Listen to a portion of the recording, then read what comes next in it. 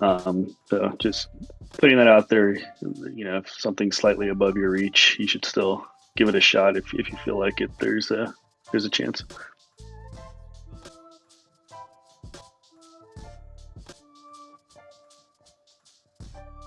All right, we got a bunch here. TC, you want to take that one from Coffin on any thing around the MCAT and think about specialty and school choice there? Just one second. I'm sorry to interrupt. I think Milkman, I gave you that. Again, I'm sorry to interrupt. I think Milkman, I gave you that. Again, I'm sorry to interrupt. I think Milkman, I gave you that. I don't even know how does it work when I give you guys permission to speak? Like, how do you? Oh, it goes to the top. I didn't see it at first. Oh, it goes to the top. It goes to the very top of the Discord thing, and there should be up there. Oh, I see. Let's see if you find it, man. Oh, I see. Let's see if you find it, man. Oh, I see. Let's see if you find it. Yeah, there's it's, I think it's near the request to join button. There's another view. There's the place where it'll say he was invited to join the stage. Yay, figured it out. Alright. Yay, figured it out. Welcome. Alright. Yay, figured it out. Welcome. Well, welcome to the AMA. You're welcome to introduce yourself. I'm going to mute myself and let you guys continue. Perfect. Milkman, want to do a quick intro on yourself for everybody? Want to do a quick intro on yourself for everybody?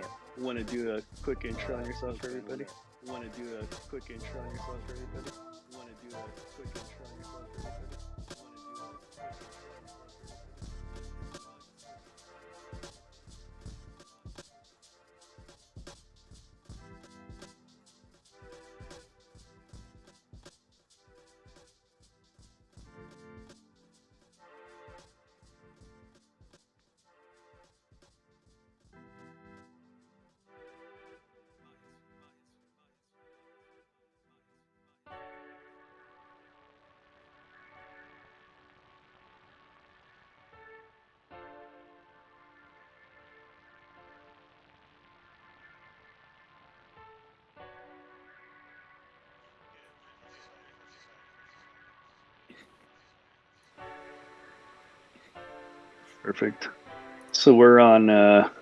We're working our way down the questions. We just got through the school list one, and now we're hitting Coffin's question on any regrets with specialty school choice. I'd say no regrets on school choice. UCI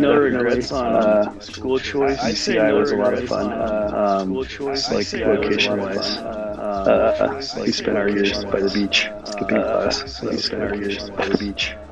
And then watching lectures at 2x speed. And then when we found the time. Specialty-wise, I'd say when you're picking your specialty, it's a little tough because you just get like a little bit of exposure to each kind of in your rotations. And by then you kind of have to already be thinking about what you want to go into because you're going to have to do well on the rotation you're going to go into. But really think about what kind of personality is in terms of the type of work environment you want to be in. So like I was in emergency medicine, a little chaotic, and you don't really know what's coming in. And interestingly, that actually bothered me a little bit because I like some predictability and so it's small things like that. Actually, I think are important to think about. I think Milkman and anesthesia probably a little bit different than EM in that there is a little bit more in terms of knowing what to expect and kind of what's coming toward you during the day. Of course, you also have your moments of where shit can hit the fan too, but.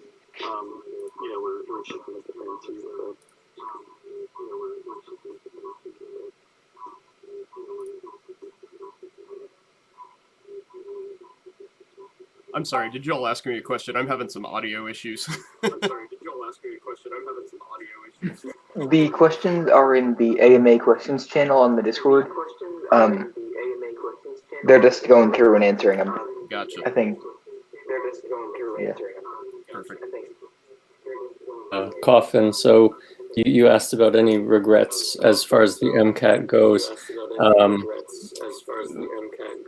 For me, I think that if I had focused more on practice questions, then I probably could have cut down my study time by a month and a half or so. I spent a really long time doing content review, and when I first sat down to do my first full-length exam, it was really discouraging because I wasn't really used to the MCAT format at all.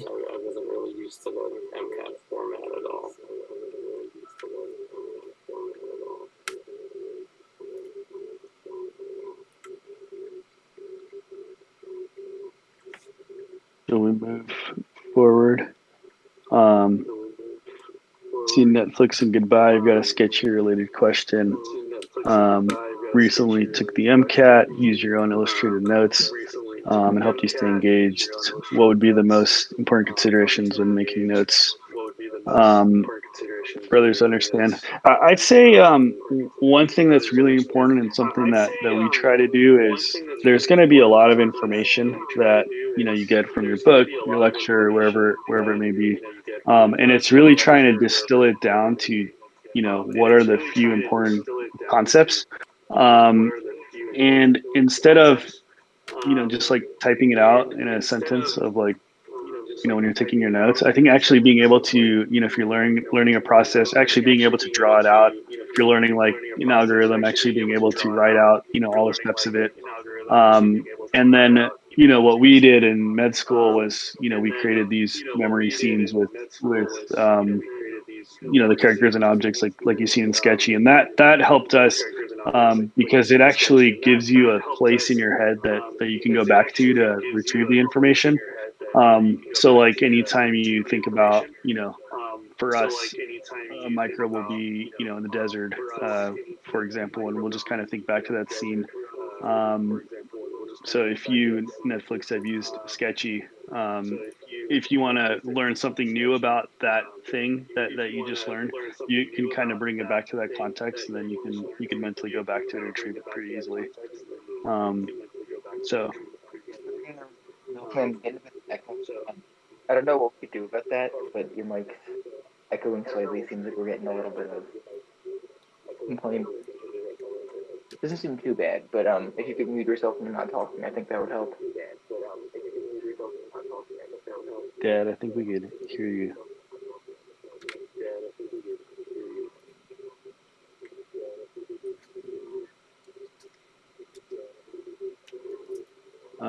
TC Milkman, you guys have any info on post specs?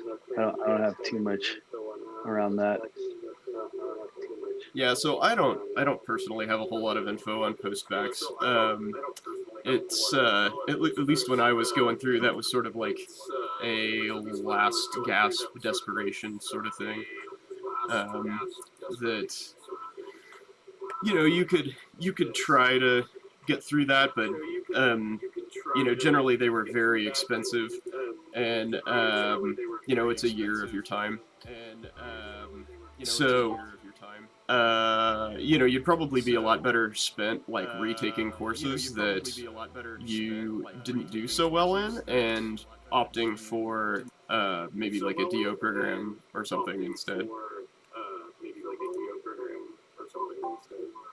I can speak to postbac programs just a little bit. I graduated with a humanities degree in 2019, so I had almost none of my prerequisites done at all. So for the next about 2 years, I was taking that really long sequence of chemistry courses and then some anatomy and physiology and also my biology and biochem.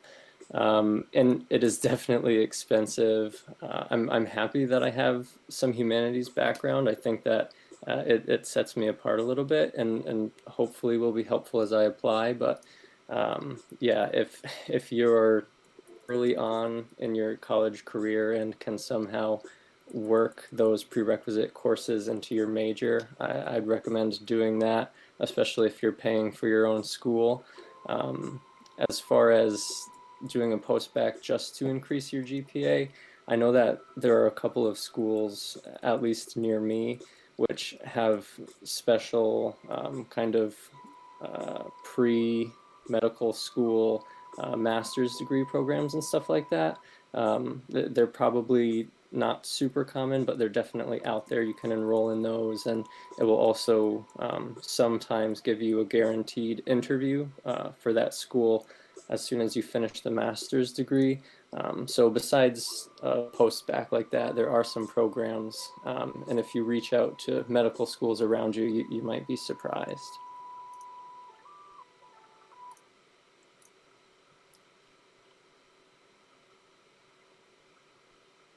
Interesting thought. Interesting thought there.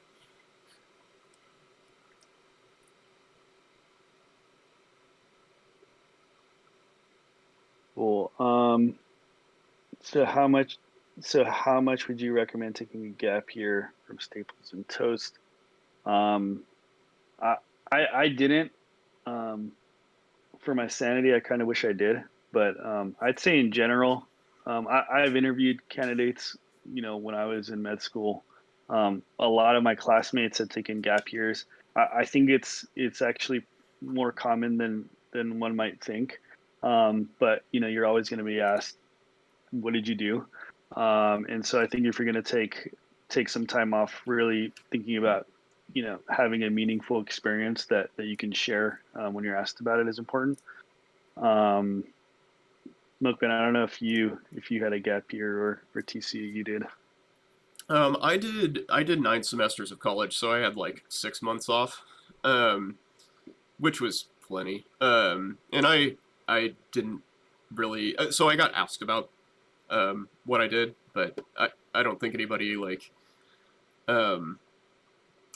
was particularly concerned with that, to be honest. Like, I had a job, I worked full time, and I did some hospital volunteering and stuff, and they were like, nah, okay, good enough.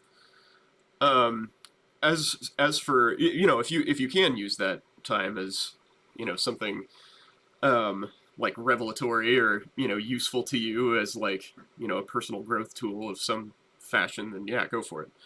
But one thing that you really should consider when wanting to take a gap year, other than this sort of theoretical accounting for that, is that your opportunity cost for that gap year is whatever you're going to make as a doctor. So is that gap year worth $250,000 to $500,000 to you? And maybe the answer is yes, but I'm guessing for most people the answer is probably no.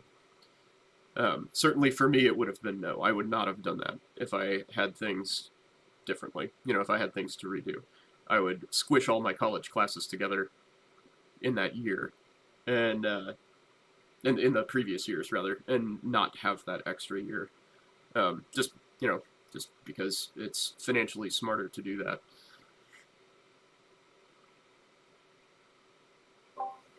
I agree. I think that if it were possible for me to have had everything lined up as far as prerequisite classes and the sorts of experiences you're supposed to have, like shadowing and a little bit of volunteering, I would prefer to have not had any gap years for the reasons Milkman was just saying. I also think that it is pretty dependent on your personal situation. So if you're pretty confident that you have a weak application, for whatever reason, it might make financial sense to take a gap year if the chances of you getting interviews are really super slim. But yeah, a year of attending salary is a lot of money, so definitely worth considering too.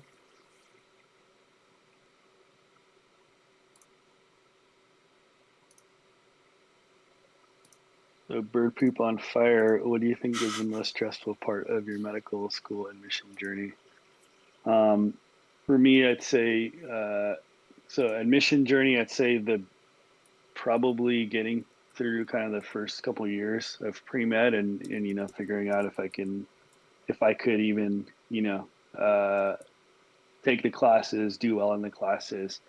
I think everybody comes from a different kind of high school, a different kind of background, and then when you get to college, sometimes it may feel like you're swinging above your weight a bit. But and I definitely felt that kind of going through the first few pre-med classes, and it was really an adjustment to learn how to study for college level science classes, particularly chemistry. Organic chemistry was it was tough, but for me, being able to persevere through that and just kind of keep pushing to get to a point where I had the right kind of stats to apply. But getting there was the tough part. But once I kind of got through it, the rest of it went pretty smoothly in terms of applying and getting in and all that. So for me, I think I'm not muted. Or I am muted. So for me, my med school application season was abjectly miserable. Basically, the whole thing was terrible because I had no idea what I was doing. So I applied late.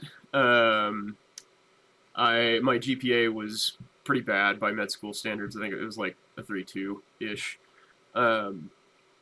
and like I put an unbelievable amount of effort into like making my essays perfect because I knew that I had to like everything that I had control of at that time, I had to maximize to have any choice or any chance of admission. It was really expensive because I applied to 28 schools and I got a grand total of 1 interview from which I got a wait list, but I got in eventually. But basically that entire year was just god awful. Because I had my interview in late November. No, it was early December, and basically just got to sweat it out for 6 months, like trying to figure out what I was going to do when I didn't get into med school, and did I still want to go to med school? Did I want to get a career in doing something else? How would that look if I did? And so like the thought of not having the future that I had envisioned, in combination with sort of being in limbo and not really being able to plan for a contingency, that was what was worst for me, by far.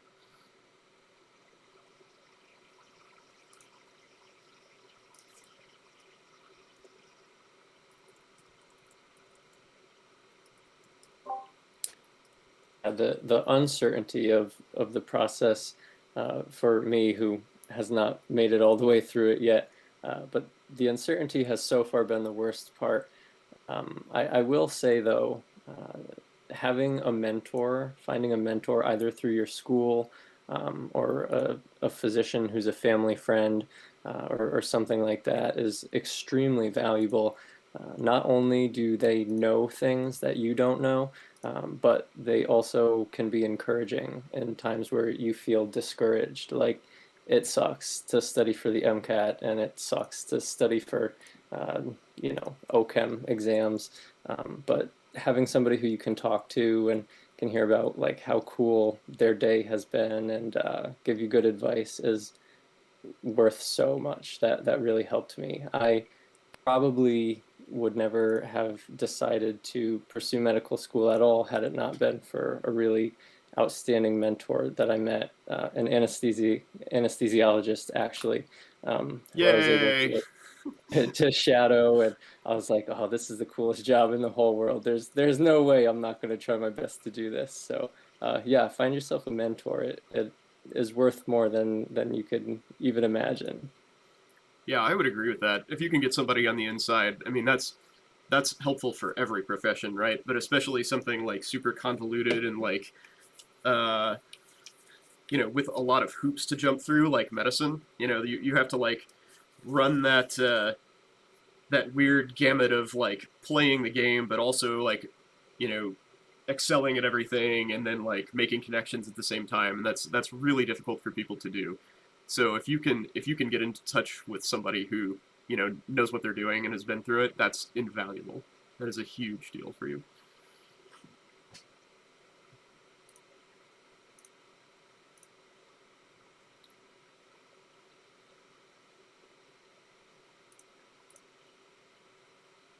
So I see a question for me. says, do you have any tips? This is from Shooter Guy. Do you have any tips on how to get into anesthesiology residency? How competitive is it? So, I mean, the answer on how to get into any residency is basically the same. Just work your ass off, get good grades, do well in clinicals, show, you don't have to kiss ass, but, you have to, like, be actively interested in what you're doing, because regardless of what specialty you choose, most of what you do in especially your third year, but also fourth year is like important to you. Like clearly I'm pretty much the polar opposite of a pediatrician. Like I don't do anything with clinic or any of that, but I do have pediatric patients, and all of those principles apply. So basically, make an effort to succeed. Learn your information right. Learn how to deal with patients. Learn how to deal with your superiors, and make some connections there. Do well on your step exams, and apply broadly. Applying broadly is the biggest one that I can think of. The year that I applied for residency, if you had 7, and I know things have gotten a little worse since then, but if you had 7 interview invites, or you went on 7 interviews, I should say, so you ranked 7 programs in the match, you had like a 98 point something % chance of matching. So basically it's a numbers game ultimately. Like you have to be flexible, because the matches, as we all kind of know and or will find out, is total bullshit. If like the whole idea of a binding contract that like sends you somewhere random or more or less random is not ideal. But just set yourself up for success, basically, is the best thing that you can do. And when I applied, anesthesia was like middle of the road competitive, maybe like slightly above average. I do not know if that's still the case, but that's kind of where it's hovered for the last 10 to 20 years or so. So I would imagine it's probably still in that ballpark.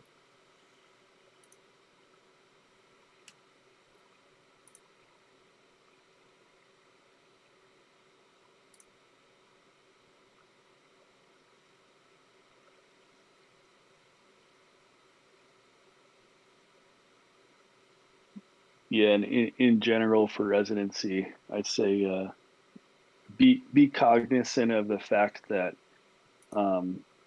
these are pretty small, tight-knit communities where everybody kind of knows each other. So, if you go to a program and really do well and kind of kick ass there, and you get a recommendation, chances are,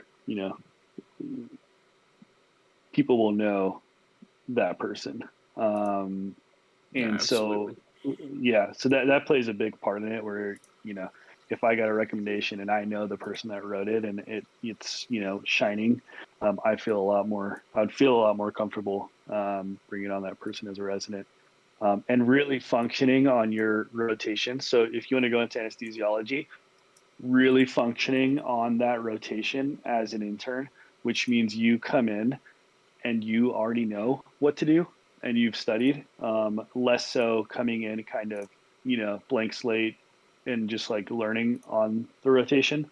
You've really got to prepare ahead of time and come in and really know what you're doing, to really impress folks on the rotation. Yeah, that's fantastic advice, actually. If you have a place that you want to go, so this especially applies to away rotations at like desirable programs.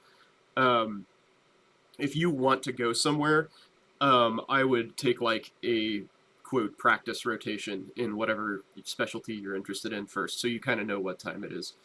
So that way, when you go to your desired place, you can go and be a rock star.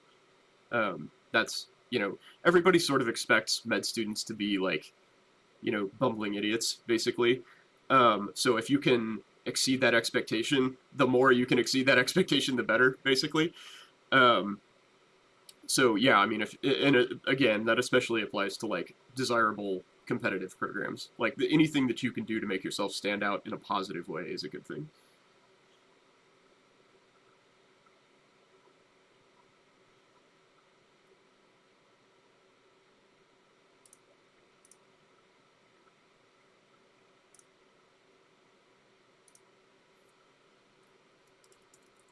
A question here on going for an RN and then going MD, is it worth doing? Um, I know we had some folks in our program that went that route. Having not done it, I don't, I can't say I know exactly, if it was worth it or not. What I will say is that it really depends on, if you know what you want to be doing in terms of, practice. There may be a route to do that through nursing. So, like a nurse anesthetist, or you could do a DNP. It's obviously different, but it just kind of depends, what your end goal is. But it's definitely not, one size fits all. But yeah, sorry, can't be more helpful on that one. Yeah, so one thing to consider with that, and I've kind of, I have people ask me this all the time about like mid-level practitioners versus, being a physician, or being a mid-level practitioner versus being a physician. If you've already got the RN, it's a pretty tough sell, again, from an opportunity cost standpoint, to go MD, in my opinion. If you're looking at it being a CRNA, you're 3 years away from making $180,000 to $200,000. And similarly, like, I think the NP market is kind of getting flooded a little bit, like at least it is here locally in Kansas City. So that may be a bit of a crapshoot, but still you can make pretty good money, like 120s to 150s, pretty easy doing that. And the quickest path to being a practicing physician is 7 years, and is as many as 11.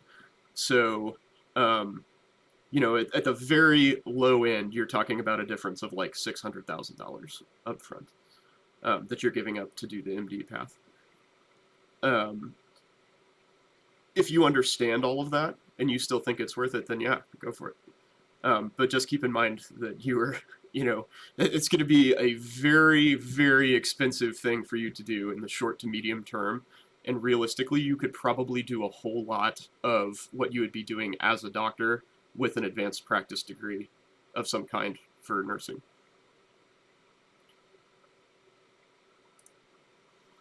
Yeah, and somebody asked earlier, what's something that I guess surprised you, that you found out later and you didn't really realize when you were applying. I think it goes into what Milkman was just talking about the expense. Um, don't underestimate kind of the cost of school and the interest rate on the loans. I mean, back when I was in school, it was like 6 or 7%, and just understanding how that compounds while you're a student and not making any money, and while you're a resident and not making any money. Um, Run the numbers just so you go in eyes wide open. It's something that can really snowball and can be hard to catch up to when the interest rate is that high and compounding. Yeah, just to build on that a little bit, I actually did crunch the numbers, and so without getting into too much detail, I make over my regional median, but not by much. So basically, and this is the most, it's the best reimbursed region for anesthesia, the southwest, southeast, well, whatever. Anyway, it's going to take me until my late 40s to break even, with what I would have made if I was a CRNA. So basically, I would have been ahead, and that doesn't account for the market either. And considering that we're in the middle of like this ridiculous bull market where you can make 10% a year, that compounds that massive cost even further.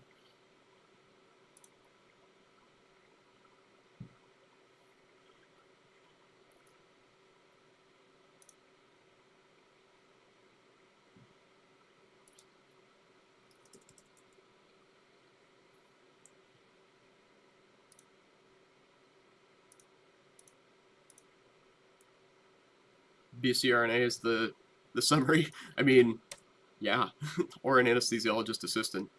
Anybody else got That's a burning question? that's something that you Boy, have are we to out of consider. questions? Hardcore consider. Yeah, I think I made it to the bottom. What are we clowns up What to? are you clowns That up is to? that is We're a here big answering deal. questions. That's what we're up to. Primary care probably has it worse, We've honestly, got some very generous the doctors cost and I differential guess med student who is have agreed to much bigger for anesthesia help us and all out. CRNAs than it is for primary care and like Almost a nurse med practitioners. student, but you're giving me hope. So their While we job wait is also for questions, easier to replace. I have a quick question with a for the mid-level physicians here. If you could go back and redo the period of time between finishing your undergrad and matriculating into your medical school program, what would you do and prioritize during that time? So is your question specifically about like how to prepare for med school, or like what you would do differently during med school? Just in the preparatory time, but I guess if you have any insight on what you do while you were in school as well, that would be great. I'm just curious to know how you got ready or how you would get ready given the chance to do it over again. Okay, hold on one second. Hold on one second. I'm getting a phone call. Hello? Hey, what's up? Hey, we can hear your phone call, Milkman. Yeah, you can mute yourself in this channel. Yeah. Mm-hmm. Okay, wait. That didn't work, did it?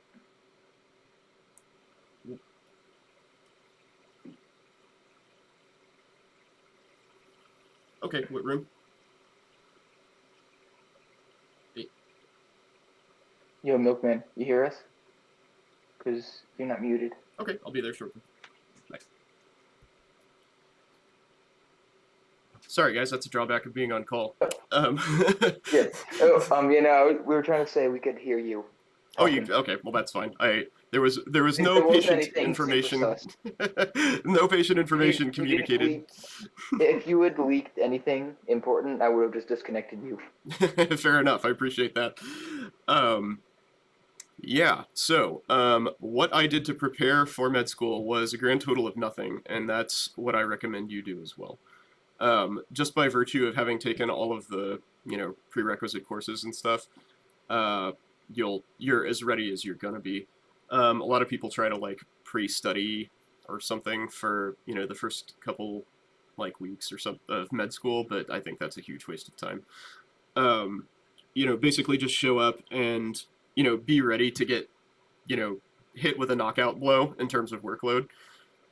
Just be prepared for it. Assume it's going to be the worst thing that you've ever done in your life, and when it's not and you are able to handle it, then you're fine. But if you prepare like you always have been, that's probably not going to work well, because it's just totally different. Med school is just totally different than anything else you've been involved with previously. So again, like preparation wise, if you have a resource like this, or somebody else who's a physician who's willing to sit down and kind of like walk you through things and talk to you about how it goes, that's a great resource to have. I would take full advantage of that. But yeah, I mean, basically get your relaxation in. Like, mental health is super important. Make sure you're like in the right headspace and you enjoy all of your time, because you're gonna need all of that energy to adapt to med school.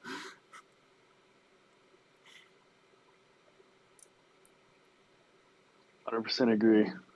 Enjoy the break before you start.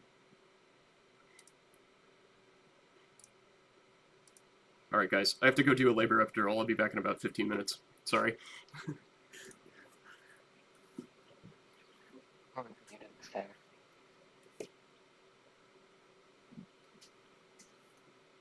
So the question on impact on care on patients, and then kind of balancing that with kind of the tedious and difficult things. So I think burnout is extremely prevalent in medicine for exactly kind of the reasons that you mentioned there. And I don't know, I may be pessimistic here, but I do think eventually it is, it's a job. And you will feel kind of the brunt of the documentation and the admin work and some of the work life stress. And really, the best advice I can give there is to really choose wisely in terms of your specialty, your practice setting, um, where you work. Uh, you can find a lot of different setups, but I wouldn't go into it thinking you're not going to burn out. I think pretty much everybody experiences it at some point.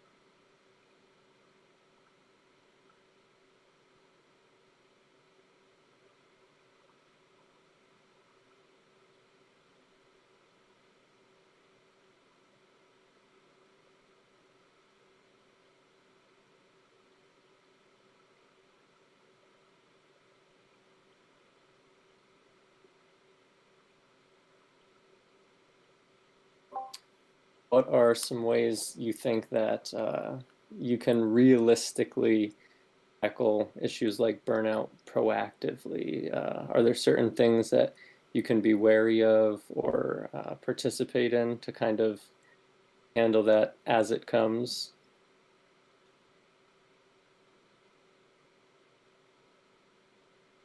Um,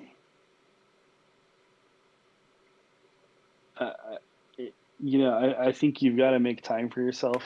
Um, you know, medical school, you're going to have kind of in the first 2 years, you are going to burn out. You're going to have exam after exam. You're going to be studying all the time. But then, you'll get breaks. And when you get a break, use that break. And I mean, we were pretty tight knit as a class. We would, go out after an exam. We just found things to do that were not, you know, class related. Um, I started a business while in med school, which is sketchy. And so I kind of always had this like parallel track. And for me, that kind of actually helped me fight burnout a little bit. It was just kind of this other exciting thing I was doing, where we saw growth every day. We saw that, we were creating something that was helping people. And that kind of helped me, having that parallel track. So whatever that parallel track may be, I think can actually help a lot with burnout. And I think everybody has something different. It doesn't have to be a business. It could be, some other passion that you have or some thing outside of medicine that you may enjoy. Don't lose those things. You may be tempted to just, forget about everything else in life that you like and try to just only focus on medicine. You may feel that you're obligated to do that. I would, advise against that. I think we're all human and we all have multiple interests, and try to stay involved in other interests that you might have. So that would be my best advice and kind of what helped me.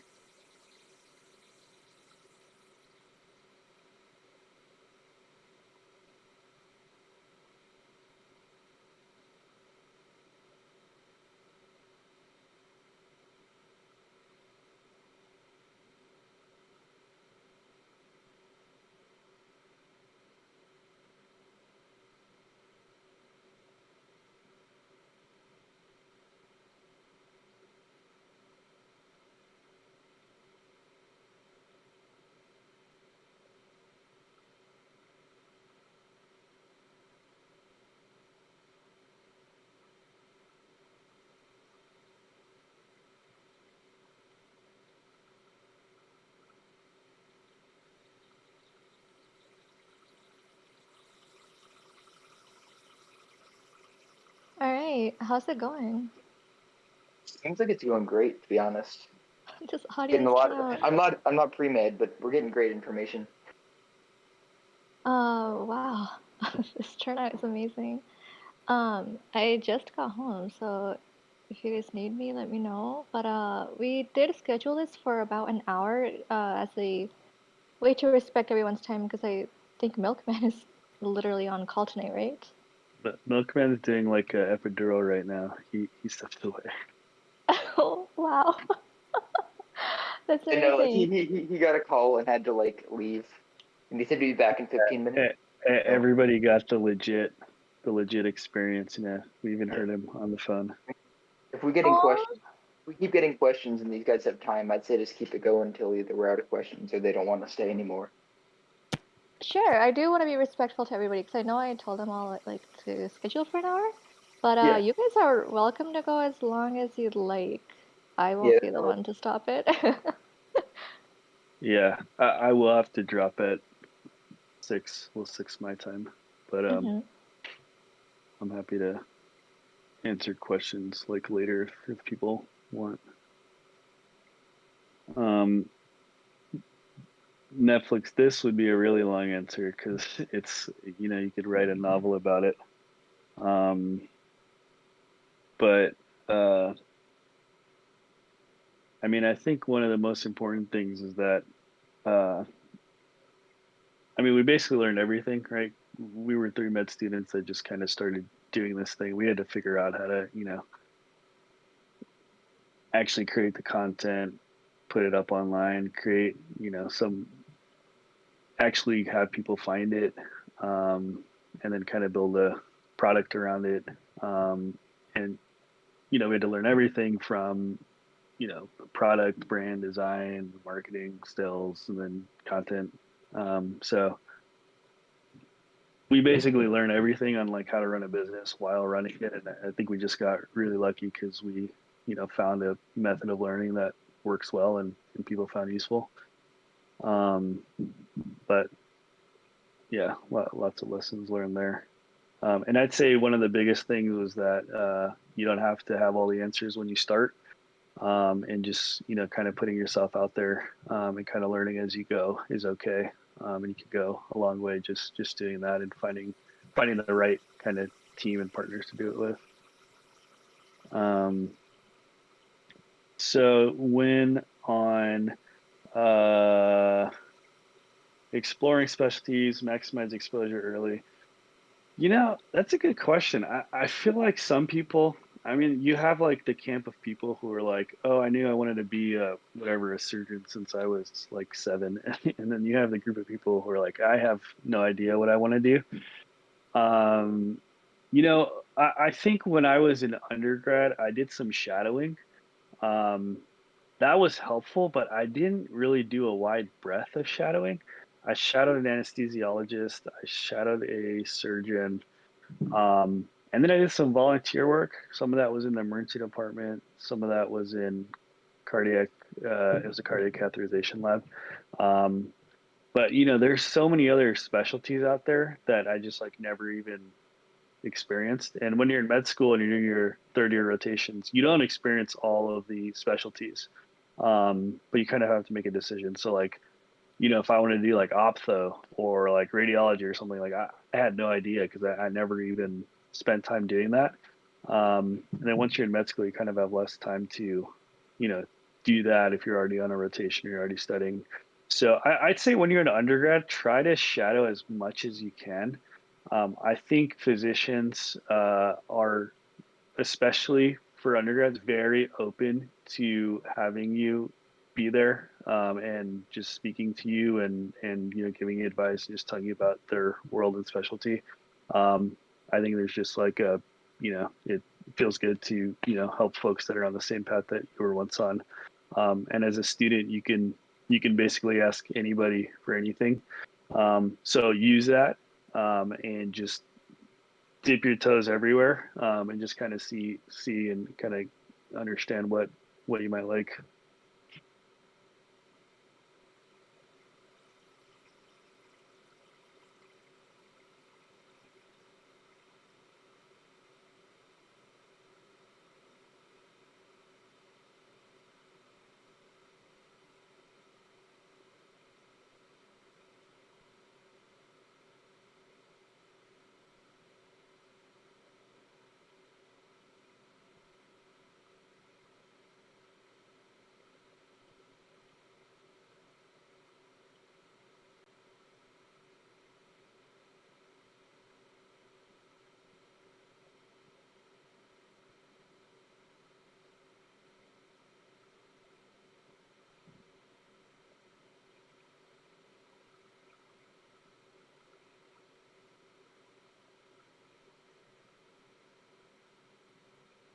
All right, cool. Well, thanks a lot, everybody. I actually got to run, but if you have other questions, you can shoot me a note. I'll be happy to help you out, and hope this was helpful. Thanks so much for coming, man. Yeah, I'd thank say you it was so much. helpful. I missed a good portion of it, but I hope next time I can pick your brain. Yeah, I mean, this whole process of pre-med and med school and residency, it can be really confusing. And you know, keep asking questions, keep picking people's brains, and keep getting experience and shadowing people. That's going to be really the only way to get a real understanding. And I think the earlier you're armed with some of the knowledge, you could really put yourself in an advantage. You kind of set yourself up for success when you actually get into med school and all that. So because those 4 years fly by, and so having kind of a good understanding when you get in, rather than I didn't, so I was just kind of figuring things out on the fly. But if you come in with a better understanding, I think it'll be really helpful to get you through it. Absolutely. Yeah, it sounds daunting, but it sounds exciting as well. Yeah, you could do it. I actually, people.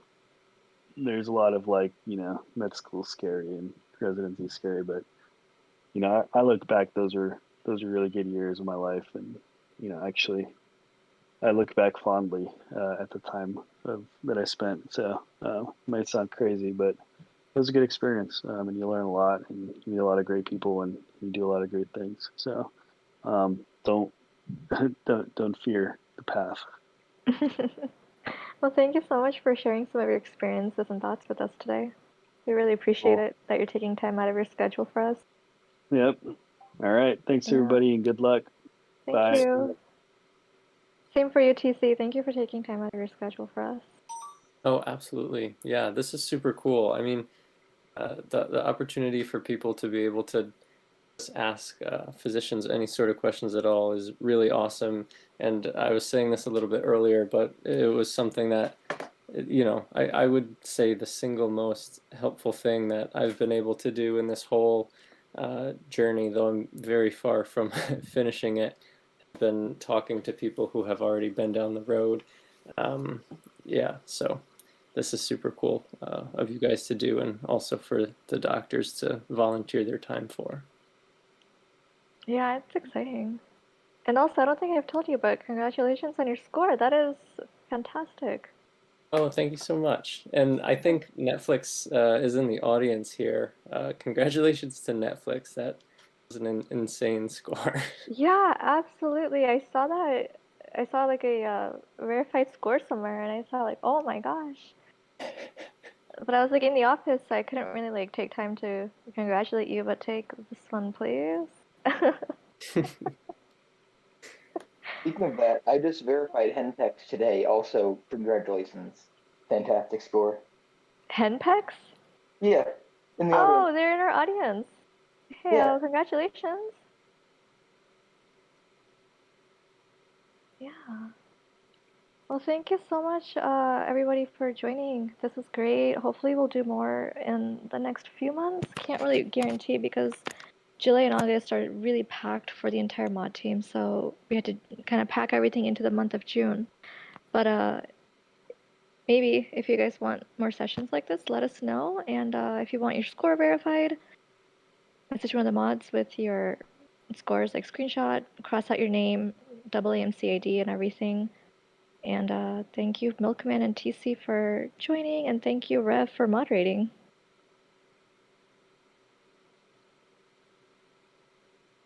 And he just dipped. Anyway, I'm gonna I'm gonna dip as well because I need to get some stuff done. But feel free to stay as long as you guys like. Oh, there he is back. Okay, sweet. Thank you, mods. Yeah, thank you. Anybody in the audience, feel free to ping me with your MCAT questions.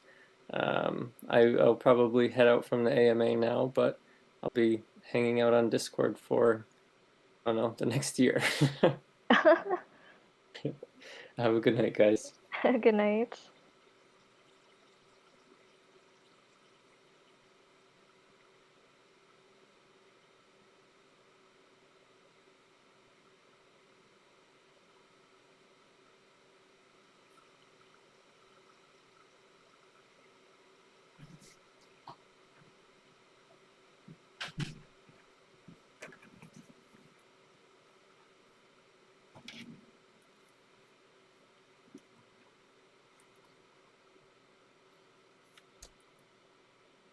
All right, looks like everybody left.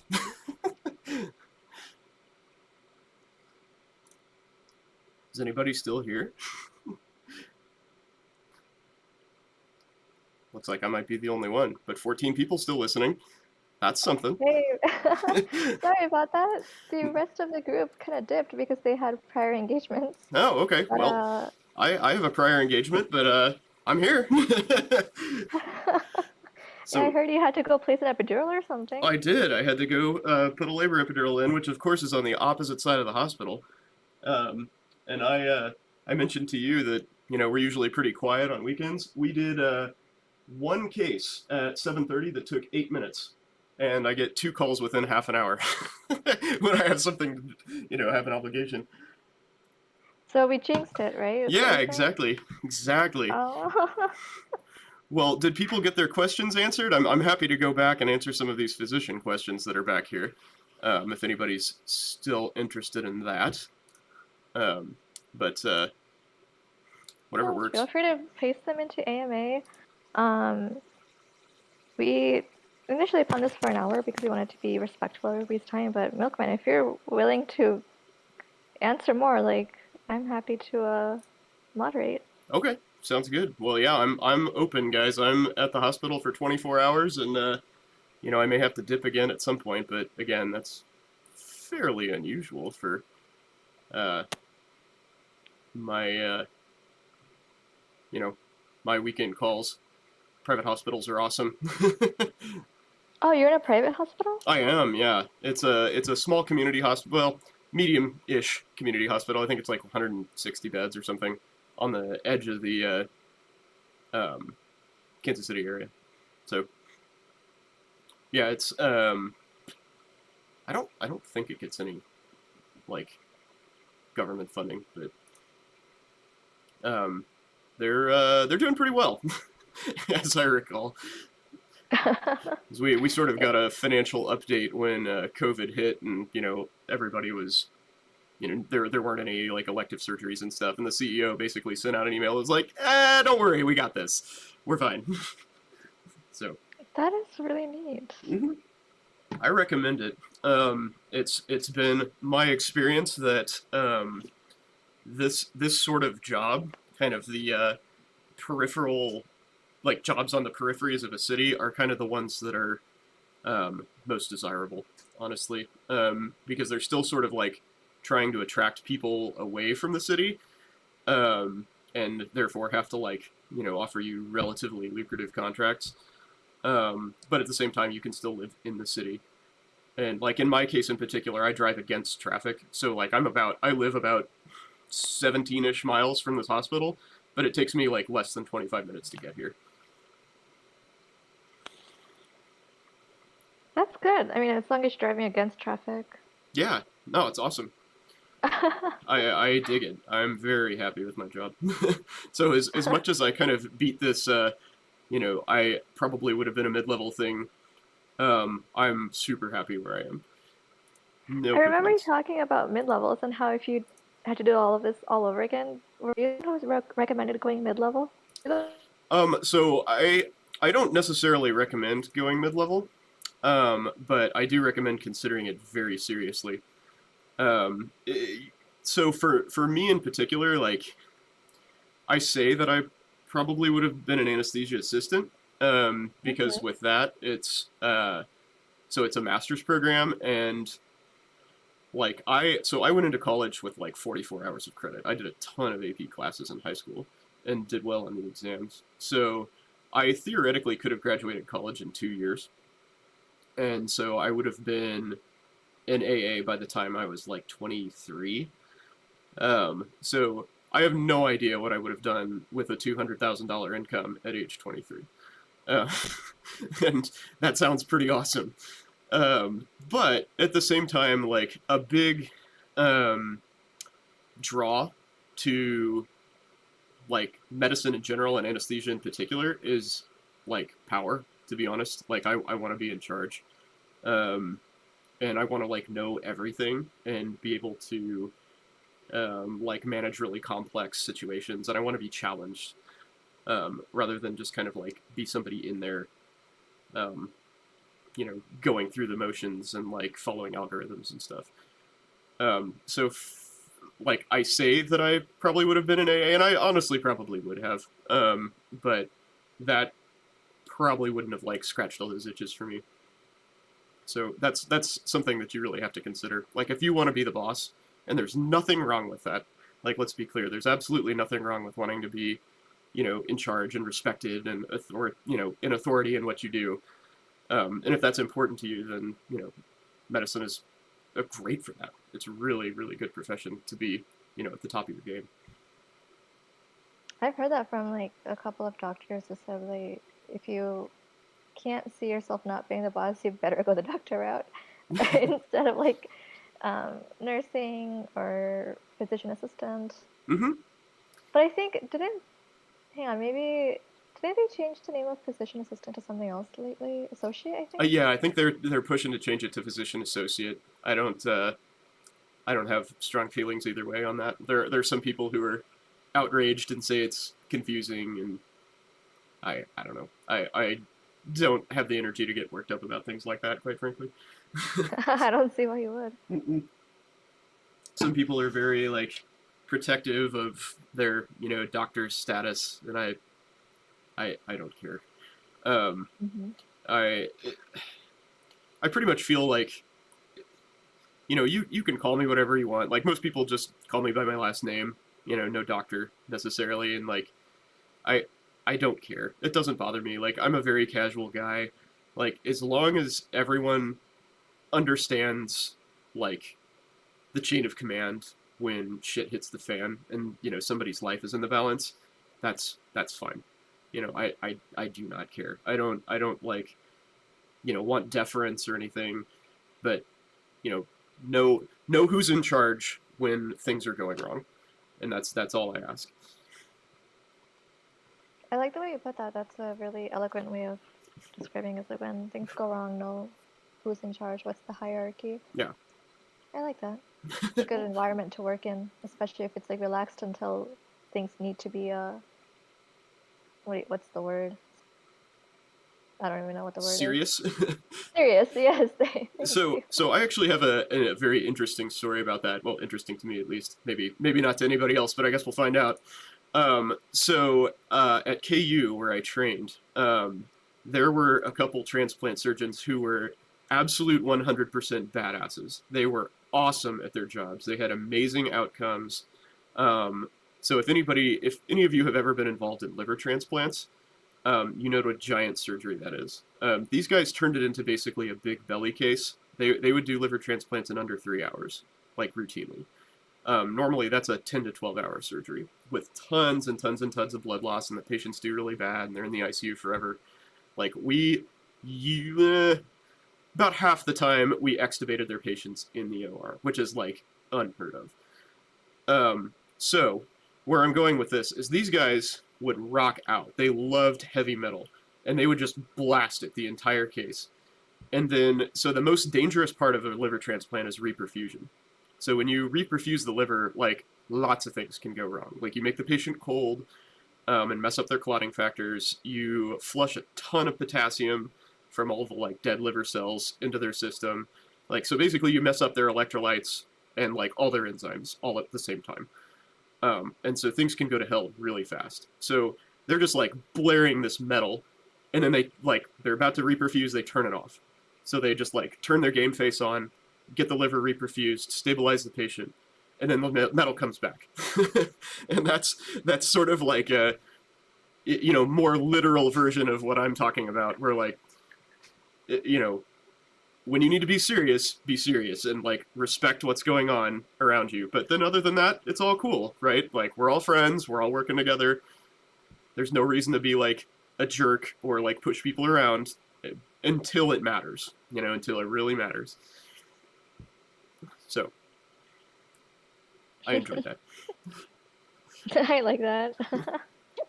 Heavy metal and all. Oh man, yeah, they got complaints from the surgeons that were in operating rooms adjacent to theirs, like all the time, and the hospital was, you know, trying their best to like make these transplant guys happy because they're so good, and they were basically like, nah, don't care, like work under bad conditions. Sorry guys.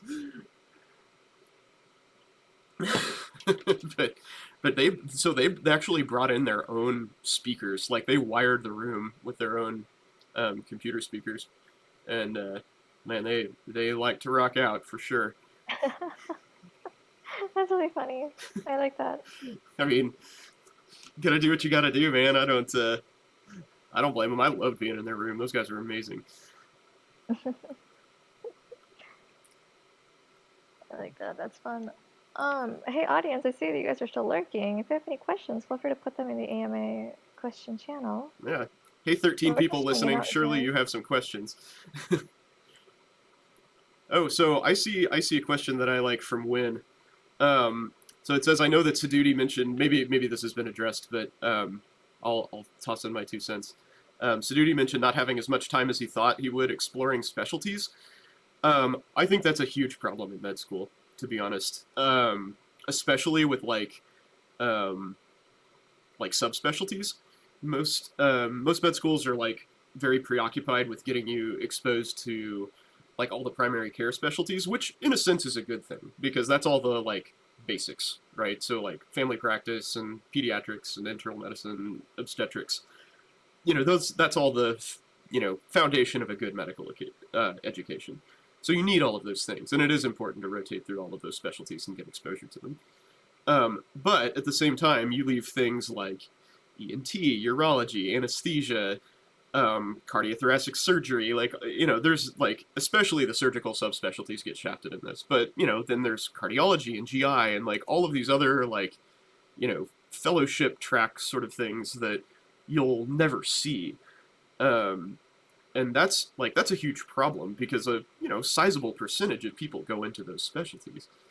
Like I, in particular, I had a 3-month surgery rotation, and one of those months was divided into a week of each urology, orthopedics, ENT, and anesthesia. And like everybody knew you were only there for like 4 days, and so it was a total joke. And like nobody took you seriously. Nobody really like got you involved or anything. So like unless you just really, really were enthusiastic about it, like they were essentially just blow-off weeks. And that was definitely a shame. I think med schools should do a better job of that, exposing people to subspecialties, because it's important. You know, how are you going to know that you're interested in those things if you don't get that exposure? So, on a related note, Snoopy says, would I suggest if one were to become a trauma surgeon, should you join the military? So that's a good question. So on one hand, you will, if you so choose, you will be in an area where you get lots of hardcore trauma experience, right? Like you can be, you know, somewhere where there's a, you know, remote base that gets shelled every day, and you get, you know, people with like shrapnel injuries and stuff constantly. So your training will be excellent. The downside is that you owe the military, well, so depending on how you join the military. So if you're talking about joining the military to like pay for your med school and pay you during residency, you owe them 1 year of service per year that they pay for. So like if you were to go through med school and residency and your trauma fellowship, which I believe is 2 years. Might be 1, can't remember. In any event, you owe them at least 10 years. And a trauma surgeon makes a fair amount of money. And unless things have changed, the military compensation is around $150,000 for a physician. And it varies depending on specialty, but that is a gigantic opportunity cost, like to the tune of millions. So think really, really, really, really hard before making that call. If you want to join the military and that's like your calling, then by all means fire away. But it's going to be a very expensive decision.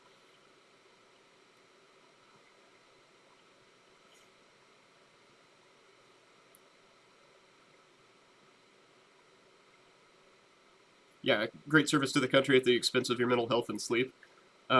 Yeah, basically agree with that summation.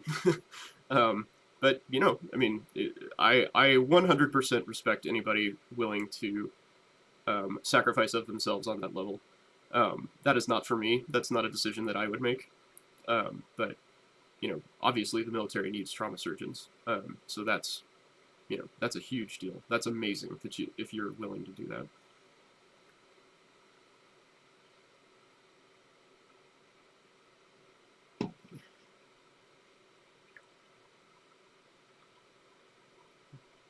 Let's see, on the topic of starting a business, what are the most important lessons you learned from founding and growing Sketchy? Oh, I don't know what Sketchy is. I guess I should have read the question before I read it out loud. There's no way you haven't heard of Sketchy, really? No, I have no idea what Sketchy is. I'm going to Google it real quick. Google it. Oh gosh, how are you a doctor and you haven't heard of Sketchy? This is so fun. I don't know. Oh no, these guys are making deals with medical schools right now to like get their learning software. Master your medical studies with powerful visuals. All right.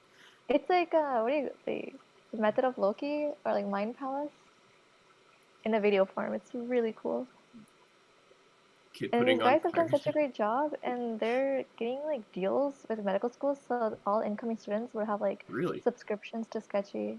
Yeah. Okay, well, that's pretty cool. So it's looks like it's sort of like a mnemonic sort of thing. I think it's like a Mind Palace or like Method of Loki or Loci. I don't even know how to say that word, but Okay, like gotcha. a Sherlock Holmes thing. Yeah, I got it. Okay. Man, and here I am just brute forcing everything with practice questions. That looks pretty slick. Awesome. Well, now I know. Wish I had invented that, because I wouldn't be working right now. Yo, actually, I heard one of their founders actually quit. He wasn't attending, and he completely quit because his business is taken off so well. Yeah, I believe that. That's so amazing. Well, one of the unfortunate things about medicine is that you essentially cap your income as soon as you graduate residency, or achieve partnership at least, which is it's pretty high cap, granted, but if you put the same amount of effort and time into like being a marketer, an entrepreneur, or something, you would most likely be doing a lot better financially. You probably wouldn't have the same level of like lifestyle or like rewarding work, but your growth is exponential instead of done. But to each his own. Yeah. What were you saying? No, that's it. That's just something to consider. But at the same time, if you want to do a business like this, and I've mentioned this in one of my Q&A sessions. I can't remember when. I own a business that does like recreational IVs and like Botox injections and stuff like that. So obviously you need some medical training to get into an outfit like that. So there are ways of using your medical degree and not necessarily like traditional ways that allow for growth. Mm-hmm. It's something I've been struggling with because I currently have a few businesses under my belt that I'm working on. Interesting. And they're just successful. However, I'm not sure if I want to pursue medicine anymore. Because the opportunity cost and everything, It is, yeah. If you don't mind me asking, where are you in the process? I'm still at pre-med. You are? Okay. I wasn't sure when to apply, so I mean, this year it's way too late. So if I do apply, it'll be next year. Yeah, fair enough. Well, I mean, that's a tough call to make. If you already have some like successful businesses growing under you, I mean, that's a very difficult decision to make. Do you have Oh, do you have is your background in science, or is it business, financy, or? yeah, I did dual degree. I did one. I did like for undergrad, master. Wow. Undergrad was business administration. When Okay. Ohio, I'm sorry, there's some background noise. No, it's all good. And then my master's was in science as well. Okay. So Yeah. you did it right. that's a solid track for anybody to take, in my opinion. I always wanted to like do private practice. Yeah. Well, I That would. sounds pretentious, I know, but No, it doesn't at all. I would accept no substitute. I probably was a little more vocal than I should have been during residency that I had no interest in academics.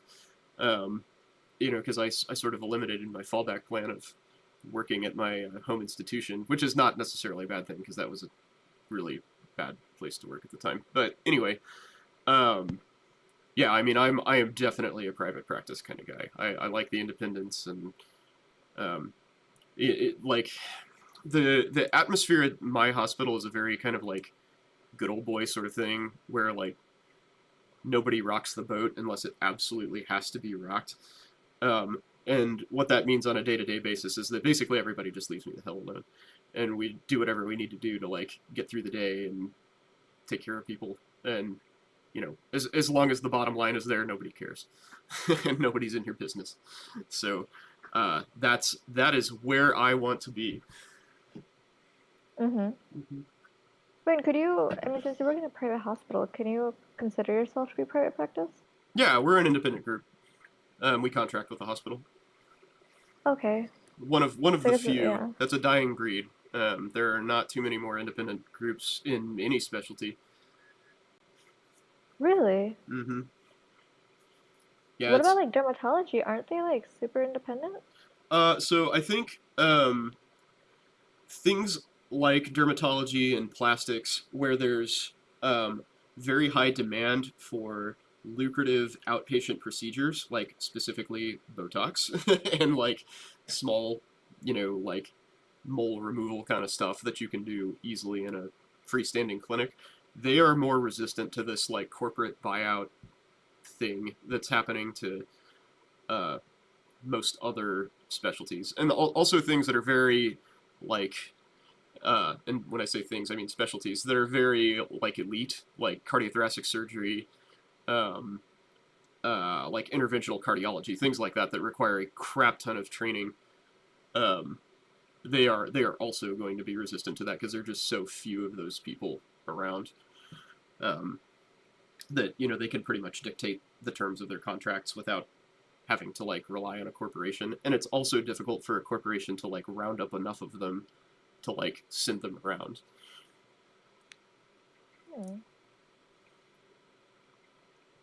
Interesting. Mm-hmm. So let's see. Good Sorry. No, if I want to do that, I need to go into some really elite specialty. Yeah, well, I mean, it's like they're elite for a reason, right? Like it's sort of a combo of being like really desirable and very long training for the most part, with the exception of derm, I guess. I think derm's 4-year residency, right? Then man, I have a friend who's a dermatologist in Cleveland, I believe, or dermatopathologist actually in Cleveland, and she is just like absolutely raking in the cash these days, and like has a great lifestyle. I mean, you can like the sky's the limit, really.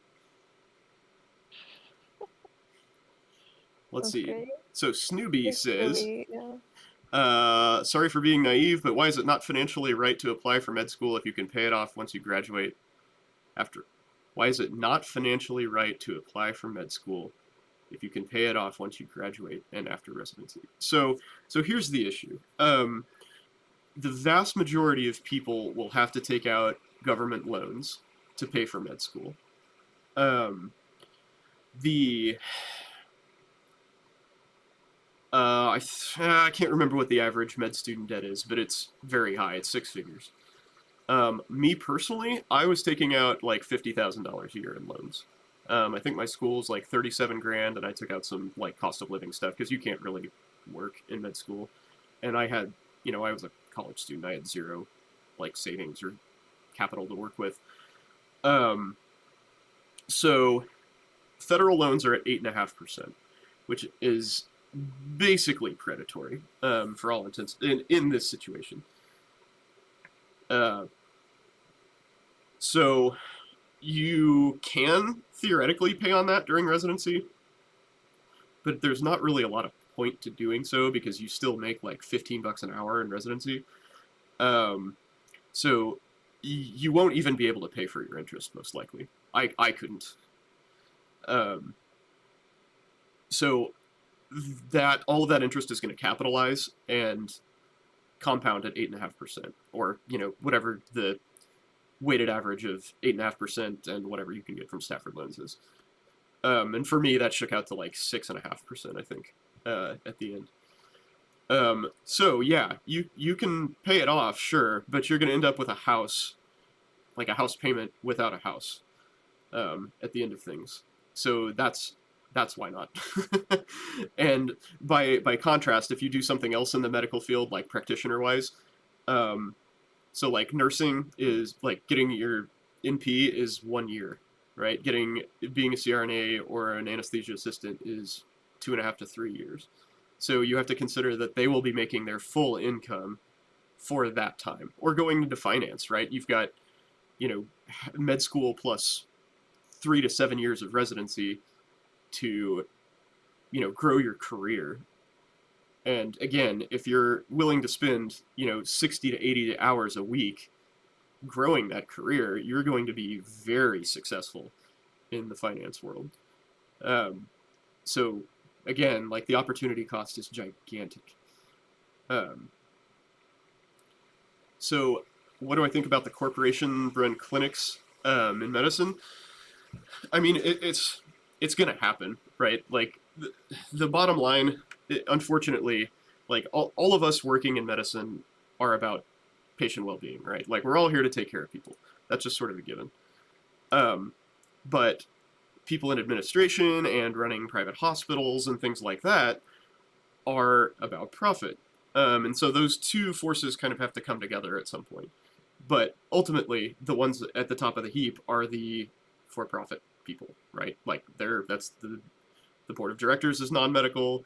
All of these like HCA hospitals and stuff, they have very little useful medical input into how they run their business. And to be fair, like if you're losing too much money, you're not going to be able to function. So what that means is that corporations who can come in and undercut the existing group's bottom line, or say they can, are going to be desirable to these hospitals. Who think that they can save X amount of dollars by going with this corporation. Now, usually what we see is those promises are hollow, because the corporations generally squeeze their employees, meaning doctors and or mid-levels and nurses or whoever, healthcare workers, to make those margins work, and then everybody leaves. So then you have to start paying for turnover. You have to increase salaries. You have to pay to attract people, because now you have an undesirable job where work hours are going to be longer because they're not staffed adequately, and you have to somehow attract people into those positions. And that's a pattern that repeats itself pretty frequently in medicine these days. But hospitals still bite on that, thinking that they can get some sort of short-term gain out of it. I think they're kind of wising up to that pattern. I don't know that, but it seems like, at least in this area, hospitals are less and less ready to kind of like welcome these corporations in, because they have seen those patterns and they don't want that turnover. Because ultimately stability is what's going to make the hospital run and what's going to make it profitable.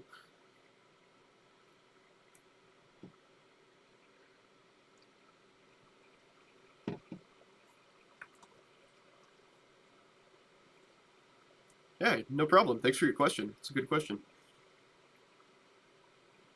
But as an independent group, that's something that we encounter all the time.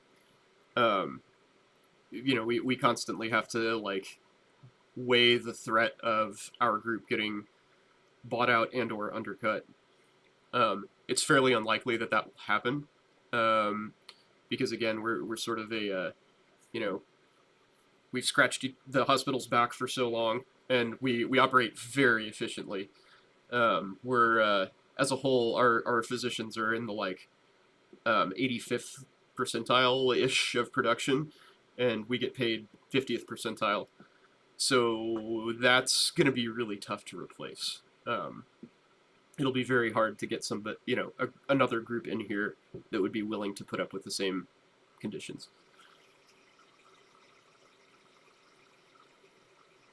Yeah, absolutely. This is a state to state, like locality to locality dependent thing. There's and it like there's different laws in different states involving how these corporations can practice, and different trends across the country. So yeah, that's what I'm saying mostly applies here locally in Kansas City, and maybe like regionally, but that's just my observation from what's going on here.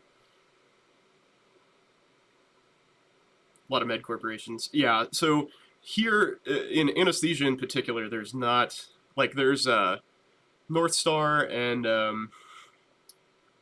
whatever Sheridan turned into. Can't remember. Well, whatever. There's two like large national anesthesia corporations here, and they have a loose foothold at best, and the hospitals that have them have not had the best results. The large group that covers most of the HCA hospitals in town, and it's a local group, so they have the market share. And there's a few hospital-owned groups, and like maybe 3 or 4 independent groups.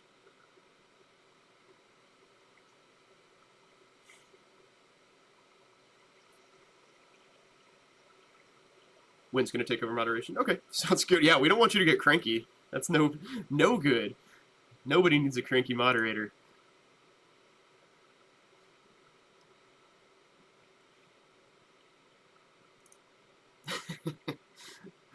All right, y'all, what else you got? I'm here for the duration.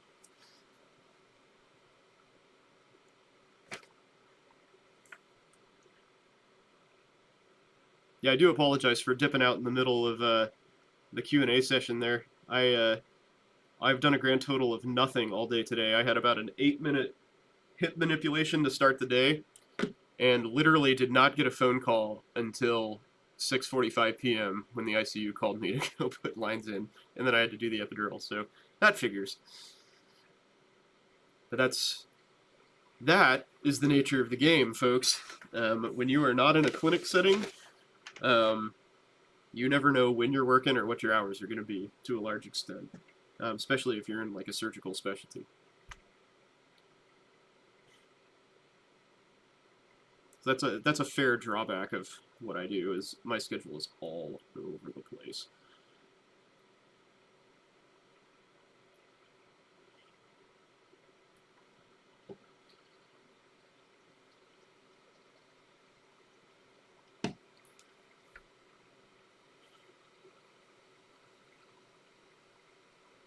How do I balance my schedule with my personal life? Pretty easily, honestly. So my schedule is all over the place, but I have a lot of time off. So I have 10 weeks of vacation currently. And I average being on call every 7 days. I have 8 or 7 partners, and 6 of them take call. So there's 7 of us total who take call. So we average on call once every 7 days. So that generates, 52 post-call days. And generally our calls are pretty tame. Like, we'll get called once or twice in the middle of the night, usually to do something for OB, which is like a, as you guys saw, like a 20-minute excursion. So I would say typically we sleep 6 to 8 hours a night. So the post-call day is like a true day off. So I have a lot of time. I probably have, almost half the year off. And I average like upper 40s hours a week, I would say, including those calls. It is definitely challenging for me and for my wife to keep up with the variation, but fortunately, she's a nurse, so she sort of understands how, medical schedules work. But she's stuck with our kid. We have a 4-year-old, so she's stuck with our kid once every 7 days, right? And just has to like ride that out, whether he's having a tantrum or, all the stuff that he wants to do. Like she's got to be mom constantly. So how that generally shakes out is I kind of like take off the load the next day and let her, kind of do whatever. They'll take our kid out to, a park or a children's museum or something. But yeah, I mean, it's when you're working with somebody else, it's all about communication, right? So, she just understands that, like, I have to do what I have to do. Like, I may expect to get out at 2 p.m. and, a trauma comes in and I'm there till 5. Like, it happens. And it sucks. It sucks for her, and it's disappointing for me that I don't get to go home. And that's just kind of part of the game. That's something that you have to accept, that, you might just get buried unexpectedly. And it happens. But it's important that you like keep up with your significant other and like make sure that they don't get burnt out, and make sure that you don't get burnt out. And you have to be a lot more deliberate with your time than maybe you would in some other profession. Like you kind of have to plan ahead and be like, hey, I'm gonna do this podcast with a bunch of med students and pre-meds and stuff on this day at this time, and you plan around that. Like, gone are the days of people calling me and being like, hey man, you want to go get a beer? Yeah, let's do that. Like, that basically doesn't happen anymore. But yeah, I mean, there is plenty of time to have a social life and a personal life. Is the take home point. You kind of have to get creative with it sometimes, but it's definitely, it's possible for sure. So what was the hardest part of each step of my career? So as I think I kind of alluded to at the beginning of this, I didn't have any idea what I was doing when I applied to med school, and that made life really hard for me. I didn't know if I was going to go into like physics. Like, I have a physics degree among others. I didn't know if I was going to do that, like, in, like, the business world, like, do analytics or something. I didn't know if I was going to do, like, pharmaceuticals, pharmacy, and so I was just kind of, like, kind of closed my eyes and was like, medicine. That's what I'm doing. So, like, I took the MCAT, did well enough to get in, fortunately. And applying was terrible. As I mentioned, it was just, like, I was helter-skelter. I had no idea what was going on. It was very expensive. Took me a really long time and a lot of energy and stress and angst. And fortunately, that worked out. But yeah, the hardest part was definitely waiting for my wait list to go through. Because I had no idea what I was going to do if I didn't get into med school. So during med school, what was the hardest part during med school? Probably studying for step 1. It was very trying to describe. So I planned my step 1 study time very, very well, because I knew that was like, I mean, I know it's different now that it's like pass fail, but at the time that was like the determinant of how qualified you were for residency. And I read up a whole bunch. I was on the Student Doctor Network. I don't know if you guys know what that is, but I was actually a moderator there for years, for probably 5 or 6 years. So I had a lot of information to work with, and I made this very detailed plan of what I was going to do for step 1, and it was like, ST and mod poggies, yeah. But it was like I had this very rigid schedule that I stuck to, and it got very hard. And I was literally studying like 8 hours of work per day, and then I gave myself a lunch break and like an afternoon break, and I was just hitting it hard every single day, and I was so burnt out by the end of that. Like I think I overestimated how much I could take, because I had a like 7-ish week study plan, and I think by the end of week 5 I was pretty much done, and I peaked. And like on the step, I still did well on the step, but it was like a solid standard deviation below where I was like doing practice tests. The hardest part of residency, probably finding a job, honestly. The job market here was quite bad when I graduated, and all the places that I applied just basically weren't getting back to me. They were just kind of like blowing me off. And like I had a few interviews around town. I was kind of thinking about going out to North Carolina or Chicago, but I sort of found myself in the same like limbo that I was in getting into med school, because what happened, unbeknownst to me at the time, is this place. This is my first job. This is the only job real job I've had. The group here was renegotiating their contract with the hospital at the time, so they couldn't hire me because they didn't know what their contract was going to look like, and so I was basically on hold, and I didn't have a job. Like I didn't have a contract. They had like verbally committed to me, but I didn't have a contract until like mid-May, and I think most of my the last person to get a job like to sign other than me was in like mid-March, so I was stressing real hard. Yeah, and like at the same time I was kind of dealing with a couple. There were a few attendings who just sort of made it their job to harass people. I mean, harass is probably the wrong word to use for legal reasons, but make people's lives difficult. And, just sort of like be in your business and, needle you. And they did not like me, and the feeling was mutual. So and just like coincidentally, my schedule was such that I worked with them a whole lot, like towards the end of residency, like just in the rotations that I had at the end of residency. So that was pretty stressful. And it's a shame because it was like 3 people out of the 70 anesthesiologists at KU that were causing problems. And I just got to enjoy their company for much longer than I would have cared for. Hardest thing I studied in med school, anatomy, by far. I don't learn that way. The whole like mass memorization thing is just not my style. I'm much more about like learning conceptually and figuring out how things work in this like holistic scheme, and that's not at all how anatomy works. Like you just like point to a structure and you say that's what this is. Like this is a lung, this is the ligament of Treitz, this is whatever. This is the aorta, and that's all there is to it, really, for the most part. And that was very, very difficult for me to do because I had never learned anything like that before.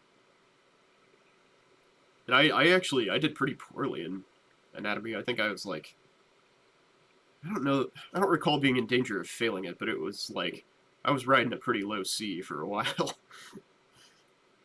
And that's pretty unusual for me. I'm not like, I never like topped out my class or anything, but I was, generally a pretty solidly like 33rd percentile, kind of like middle, like top of the middle third sort of deal. It's always sort of been about balancing effort and reward. Like I probably could have achieved higher, but that would have taken a lot more work, and I felt like I was already working really hard, so I was happy with the, sort of top half kind of deal. And that was good enough for the first 2 years.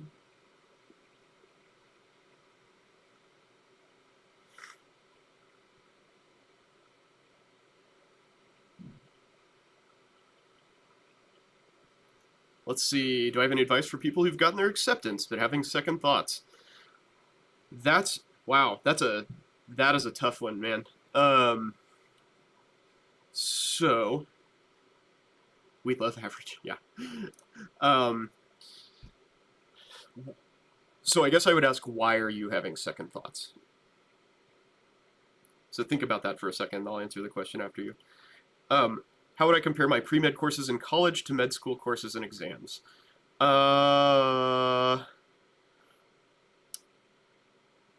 So my pre-med course of study was much different than most. So like I said, I had a degree in physics, specifically astrophysics. Also had degrees in biology and chemistry.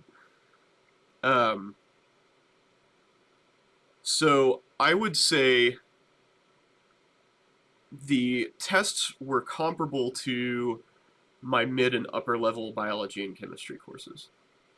They were all multiple choice, and were sort of like vignette style, where you have like generally we're vignette style, where you get like a patient presentation, and you have to figure out like what drug to use or what's wrong with them or whatever based on the information that they tell you. So workload, generally I think the consensus is med school is kind of equivalent to like taking mid to upper 20s hours. So basically like taking 2 semesters of college at once, more or less.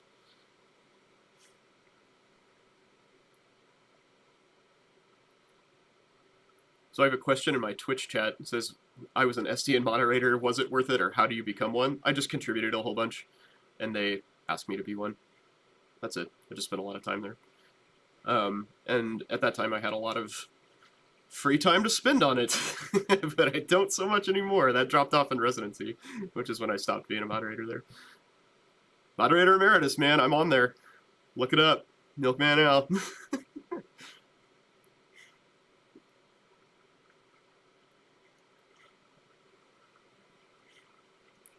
Thanks for dropping by the stream, everybody, by the way. I see I missed a couple follows, but I really appreciate your support.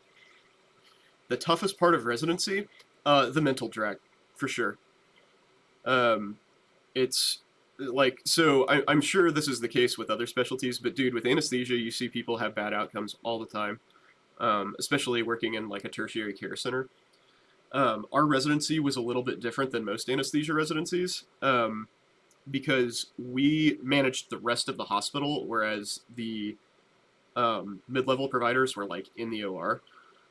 Usually it's the other way around, which I actually kind of liked. I would prefer to not be sitting in an operating room, but it did make us way busier because we had to cover OB, we had to go to all the codes, all the traumas, and it was real difficult to do, like from a physical standpoint, like very tiring. And yes, Denny, I'm getting questions from a Discord AMA. So basically you just have to like hold it together constantly, right? So you have to keep your shit together because you're the emergency management person. Like you are literally responsible for saving people's lives like day in and day out. And when you're working for 24 straight hours and expected to go home and sleep and then study and then come back and do it again, and do that for 4 years, that's really, really, really hard. And we were like, there was a lot of uncertainty in my residency because I was the first class that took, so back up a step. So anesthesia used to have 2 board exams. One was a written and one was an oral exam. I was the first class to have the written exam split into 2. And they had one part after your first year of anesthesia, so second year of residency, and then one at the end. And so there was a lot of uncertainty about like what that would mean and what that would look like. So we're just kind of like studying random stuff, and we don't really know like what we're going to be tested over, and what's the pass rate going to be, and what happens if you fail. Like I realistically wasn't worried about failing, but I mean it's always a possibility, right? So you combine all of these things, like you've got to study, you've got to you see people die constantly, you've got to be on your game at 3 a.m. And it just all builds up, man. It's hard. It's really, really hard. So yeah, the mental grind, definitely the hardest part.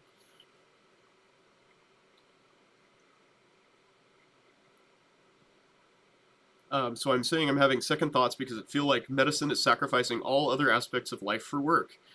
Especially with medical research, there are other less overbearing routes to do very similar things. I agree with all of that. You have to give up a lot to certainly to become a doctor. Once you get there, it's way better.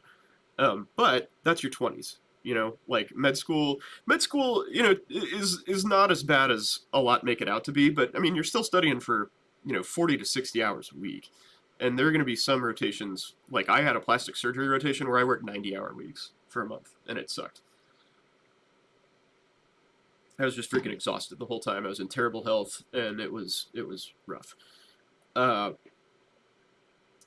And like medical research, yeah, I mean that's a tough place to be. It's very political. You're not necessarily going to be able to study the things that you want to study, depending on where the grant money goes, and sort of like what's in vogue. But it is very rewarding. I still see all of those things that I mentioned that made residency hard. I see bad outcomes. I see death. But on the other, on the flip side, I get to take really good care of people. Like I'm in charge of people's health. There's a lot of wins to be had. Like it sounds stupid, but like people getting total joint replacements are like super thankful. Like they have some post-surgical pain, but they're already like, even in the like PACU, they're like, oh my God, I can move my knee.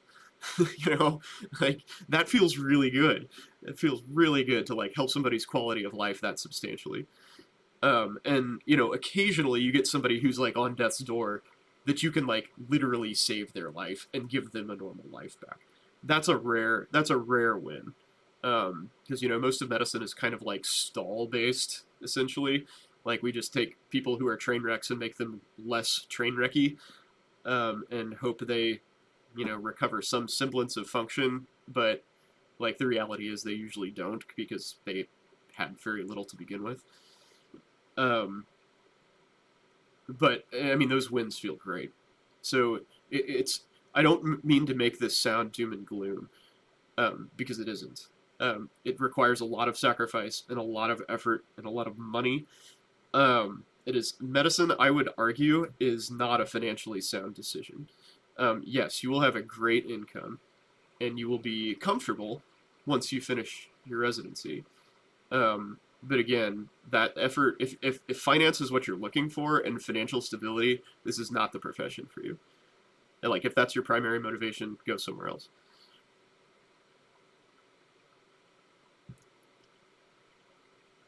So any advice to avoid burnout? Well, I sort of mentioned it earlier, like being deliberate with your time is very important. Blocking out, certain events and like making plans to do things that you enjoy and cut loose is critical. So, usually that's going to involve like setting small goals for like studying or something. Like say you come home and, you blow off steam for an hour or whatever after residency, and then you're like, I'm going to go do 50 practice questions or 100 practice questions or whatever. And you go do that, and then you're free, right? You're done. But at the same time, you have to make allowances, because, you will get stuck. From time to time, you'll get stuck in residency, and, like, you just have a day where you get home at 8 p.m., and it blows, and there's no reason to do anything after that, because it's not going to be productive, right? Your brain is already overloaded and probably off. So, screw it. Go to sleep. Get rest. And being able to recognize when you hit that overload point is very, very important. So specific strategies is try to maintain the things that de-stress you, right? So like keep your hobbies alive as much as you can. Get out, go with the people who matter to you, your family, your friends, your significant others, kids if you got them. Do your best. Be very, very thoughtful about keeping the positive things in your life alive. I personally did a very bad job of that, and I paid for it. Not in any like permanent devastating sense or anything, but it took me some recovery time after residency to sort of piece my life back together. Not to sound overly dramatic or anything, but I had to relearn how to balance work and fun. And I'm still sort of learning that, actually, because I had a kid shortly thereafter, and that upset that balance again. So it's a constant, it's a work in progress. But the take home is be very conscious about how you use your time, because you're not going to have a whole lot of it. So it's very important how you use it. And you know what? If you want to stare into space and just turn your brain off, that's fine. I'm not saying that you have to occupy your time with something productive. Please don't misunderstand. But you just need to well, again, be deliberate with your time. If you're I want to stare into space, then damn it, you stare into space, man. You relax, you clear your head. That's healthy. That's good for you. If you want to go to a baseball game, awesome. You want to play video games, rot your mind, awesome. You want to listen to some jerk-off anesthesiologist who's on call talk to you about his opinions, then you do that too. So how much does malpractice cost? Malpractice is generally an understood benefit of working in a medical group, basically. If you're an independent practitioner or a contractor, then you have to pay for that. But I will tell you that mine for my my personal business was 5 figures. It's really expensive. I actually don't know how much it costs for my my group's insurance, but it's more than that because it's better coverage. Let's see. I was wondering how much you handle insurance and how insurance and financial considerations come into play during your everyday practice. And do I find that frustrating? Financial considerations are something that you always have to consider. Absolutely. Especially since we're an independent group. So that's always, on our minds. I do not feel like that affects my practice at all. So I'll give you a great example. So I had to leave this this session earlier to do a labor epidural because I'm actually at the hospital on call right now. And so all I think about is well, that's $400 in the pocket. I mean, not mine personally. It's 60 in my pocket, right? Because we split it between 7 people. But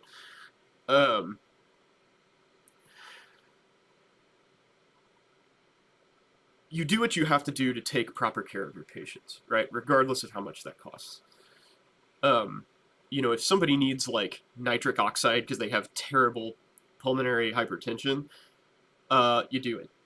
You use it, even though that's $11,000 per go. If that's what they need to get through a surgery, then you do it. Certainly you try not to use crazy expensive things, wantonly. And by the same token, you try not to do procedures that are lucrative but unnecessary. And that's, you kind of run into some ethics issues there because there are, truth be told, lots of people who do that. So in my practice personally, it doesn't affect how I practice, but it is something that you have to keep in mind. Mostly where it comes into play is staffing. How many people you can afford to have around, and can you afford to hire new people, and how much should you pay them?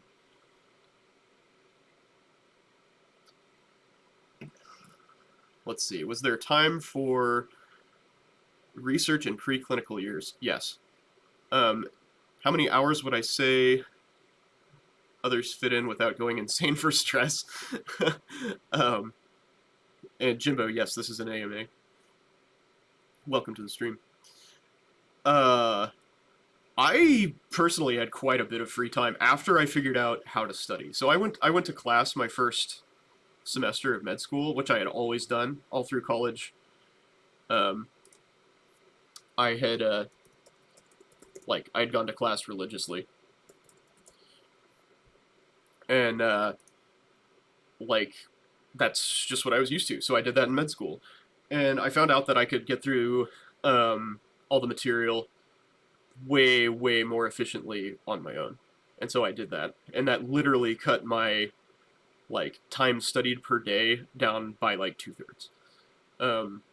So instead of going to class for, like 5 to 7 hours a day, I was taking 1 to 2 hours to get through all of the lectures, which were posted online, and then studying on my own for maybe another 1 to 2 hours.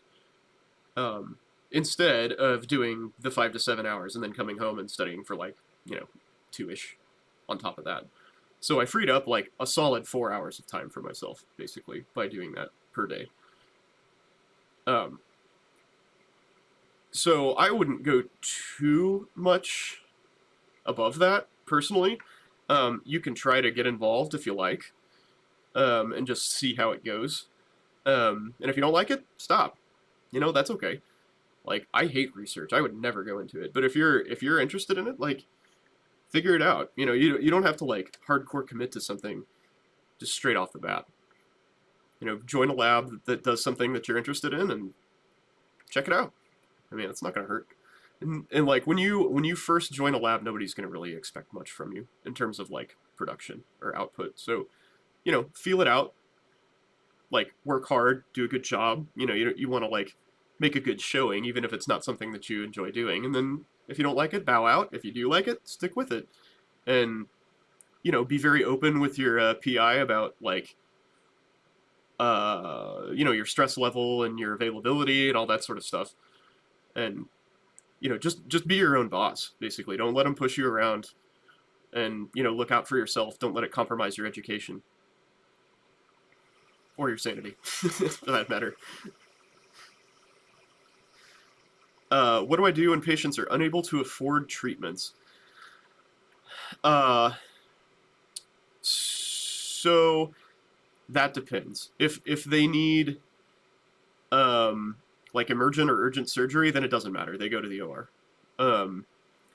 If they're having something elective, then there's like a pretty thorough like investigation of their insurance, and if they have no insurance, of their personal finances, to see if they're like, a no pay risk, basically, and you don't get it.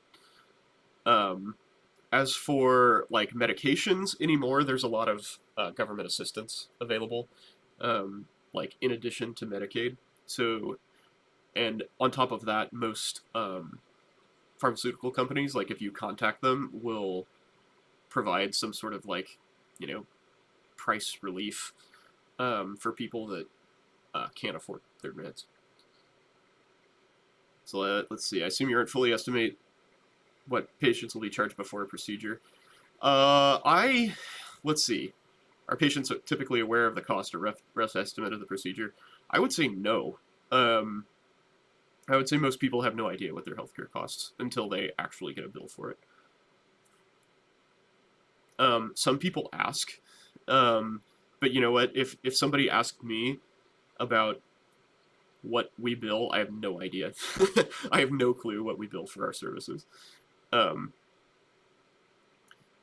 That's like, I only know the epidural thing just because that's something we do all the time and I've heard it quoted before.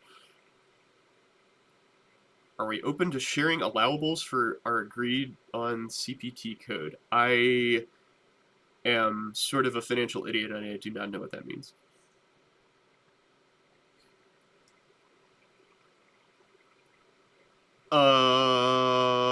Like the fee schedule? So I don't know what it is.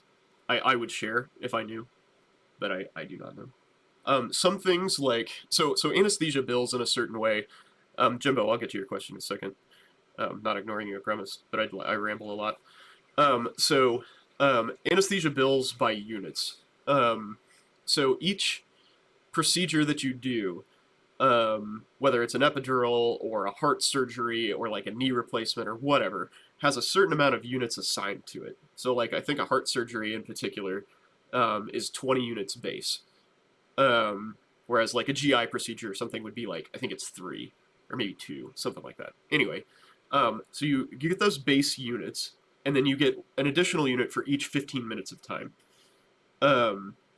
And what you are reimbursed for each unit is insurance provider dependent. And aside from Medicare and Medicaid, which are, government entities and their reimbursement is public knowledge, those things are private. That reimbursement schedule is private. and I believe covered by an NDA. So even if I knew them, I could not discuss those, but I could tell you how many units each procedure was worth. And in case you're curious, the government reimburses about a quarter of what private insurance does. So Jimbo asks, what's the most tedious part of anesthesiology? The hurry up and wait aspect of it. Like, we're the disaster planners. We're always, like, super ready to go. My personal goal every day is to not be the slow part of anything. And usually that is pretty achievable. But a lot of the time, you know, you'll hear, well, we're ready to go with this. And then you show up and, you know, you're getting ready to do your thing, and then there's, like, some delay. And that's just how it goes. That's especially true in, like, OB, when I don't know what it is, but, like, OB is notorious for, like, just random delays. Like, they'll call a C-section, and you show up, and they're, like, just dicking around and, like, doing something, you know, maybe tangentially related to patient care. And you're like, why? I thought we needed to do a C-section on this lady. And, like, half an hour later, you go to the OR. So, yeah, that would be the most tedious part, for sure.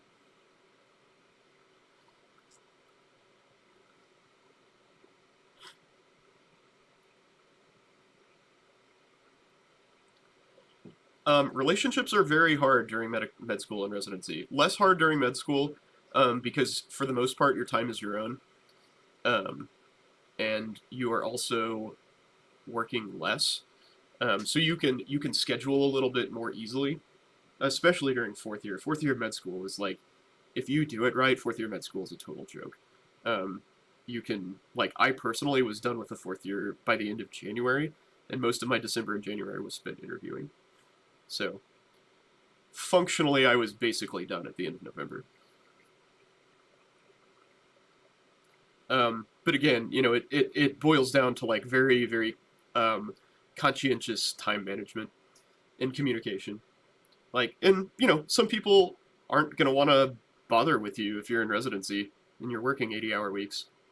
And, you know, you may not want to bother with them because you're working 80-hour weeks and you don't want to spend that time. You know, it cuts both ways. But that's just sort of a fact of life, right? If you accept that career path, then that's, you know, something that you're going to have to deal with. I was curious because I deal with billing stuff in a private practice. Oh, cool. Good for you. You're one of the good guys. Thanks for doing what you do, man. Trying to explain to patients what they would be responsible for, having patients come back and ask why their visit was so expensive. Yeah, I mean, I think that happens all the time. We get calls to our anesthesia office. Like, we have a billing service that deals with all our stuff. And we get calls that are, you know, would be better directed to them all the time. And you know, people have questions about their bills and stuff like that constantly, and they'll sort of unload on us, and we're like, oh, whoa, whoa, whoa. We don't know anything about that. Here's our billing office number. So, yeah, I mean, it's, I can't do that, because like I said, I really have no idea what it costs, so.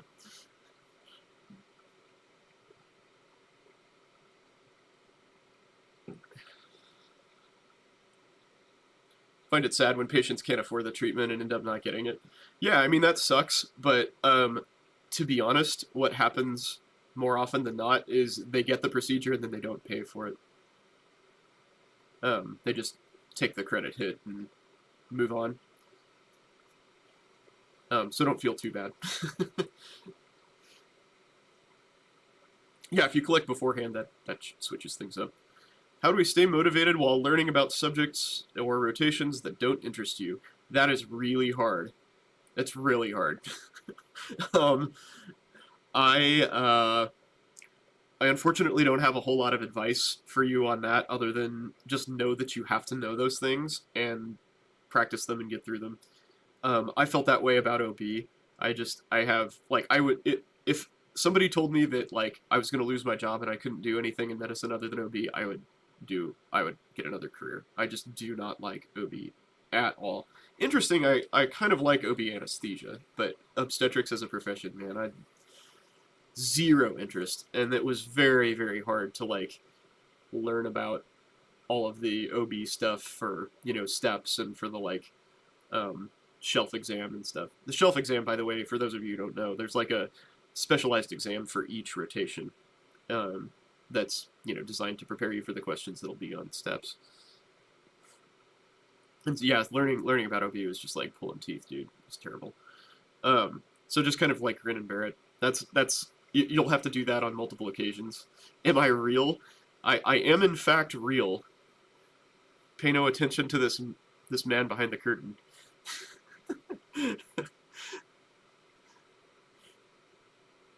Do I sound like a robot or something? Am I Watson? Am I the auto response? What's my age?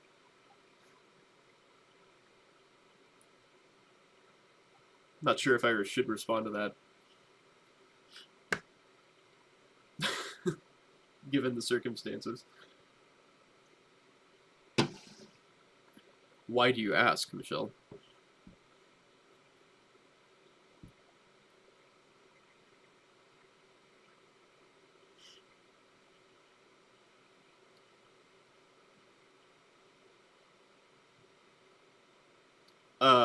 Yeah, so the, I wish I had better advice for you about maintaining interest. I mean, the fact of the matter is, like, you might like medicine a whole lot, but you're not going to like all of it, most likely.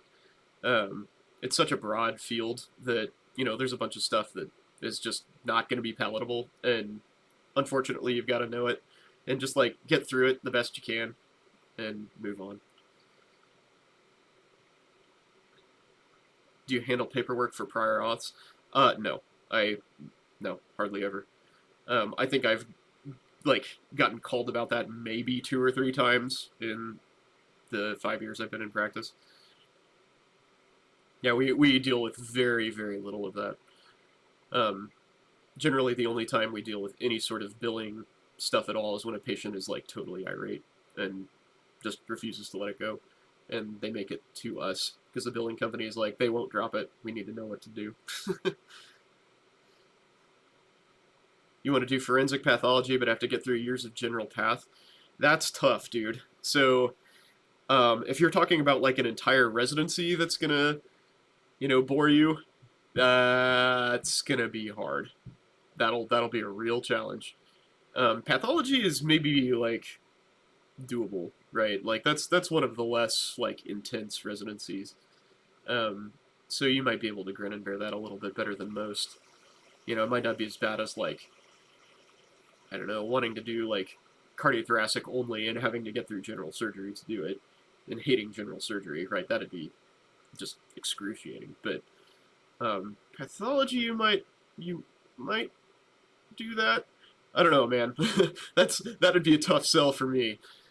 Like, most of your residency is going to be something you don't enjoy. I don't know. That'd be real hard to stomach. I'm a student from a business field, but I think I want to go into medicine. Really bad at studying, huh? So any advice how I went through school before med school? So I sort of touched on this earlier. I have always learned, like, very holistically. Like, I learn how things work and, like, integrate with each other. So I learned, like, concepts and, you know, like, big picture sort of stuff. And consequently, we were talking about anatomy. Why anatomy is hard for me, because it's just straight memorization.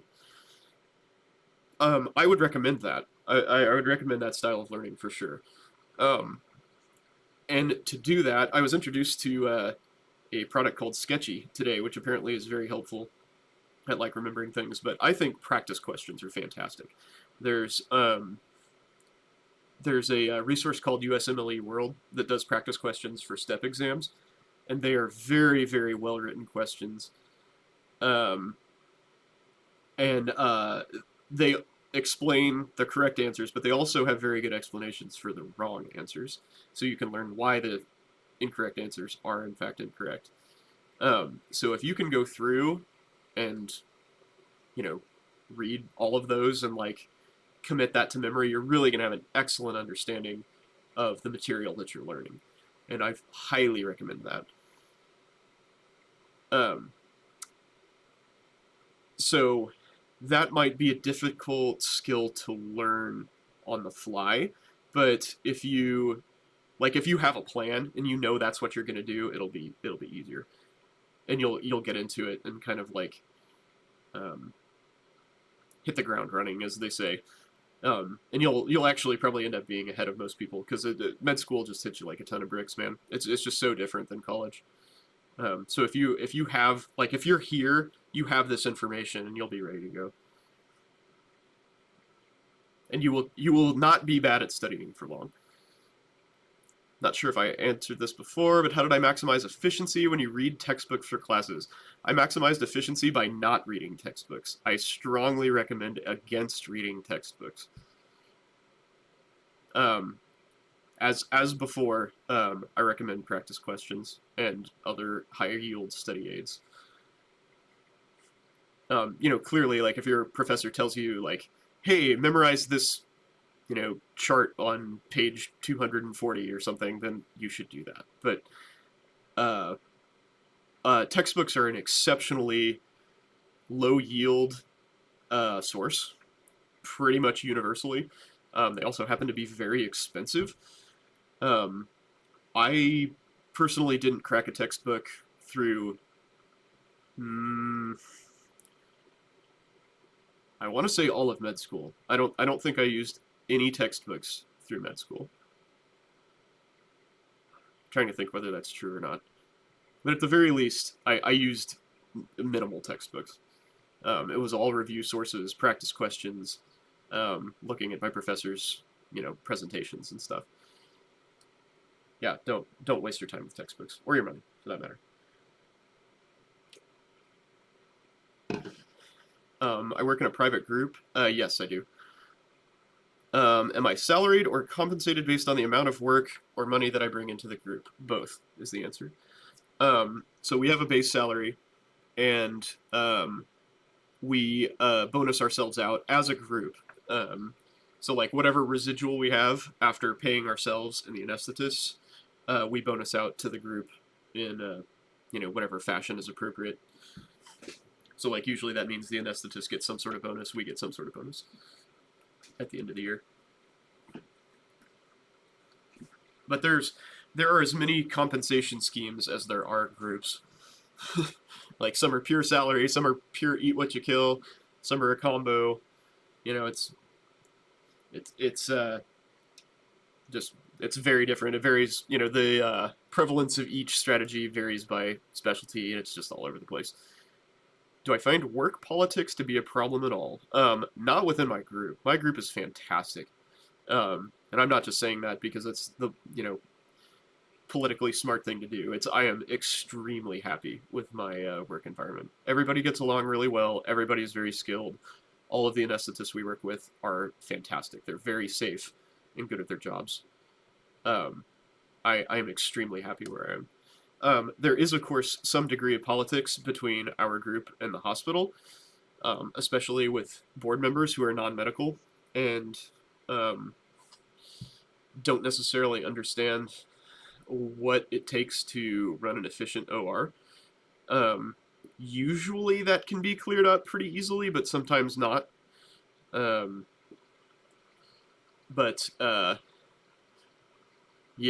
I mean, politics is everywhere, as Denny Shin says in my stream.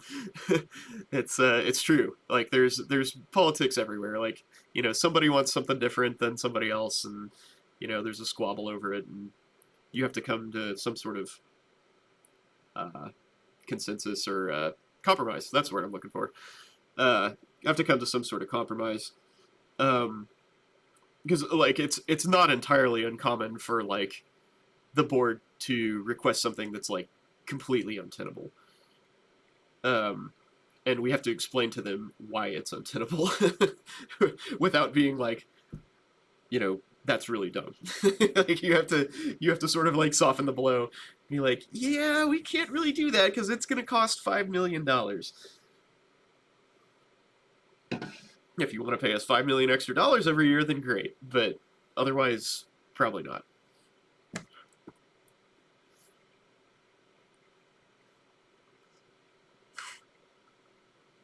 But yeah, I mean that's universal. Like there's not everybody is an anesthesiologist, right? So, and I wouldn't expect them to be. So you have to sort of clue people in to what you do. And the same is true with, any other field in medicine, surgeons, medicine, internal medicine, family practice, clinic work. It's all got its own like nuance to it.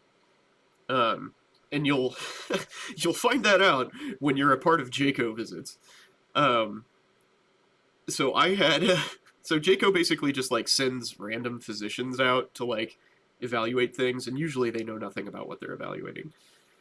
Like I had a guy who was purely outpatient peds when I was a resident who was like grilling me, and I was like, not quite coding the patient in the room, but definitely like hustling to keep them afloat.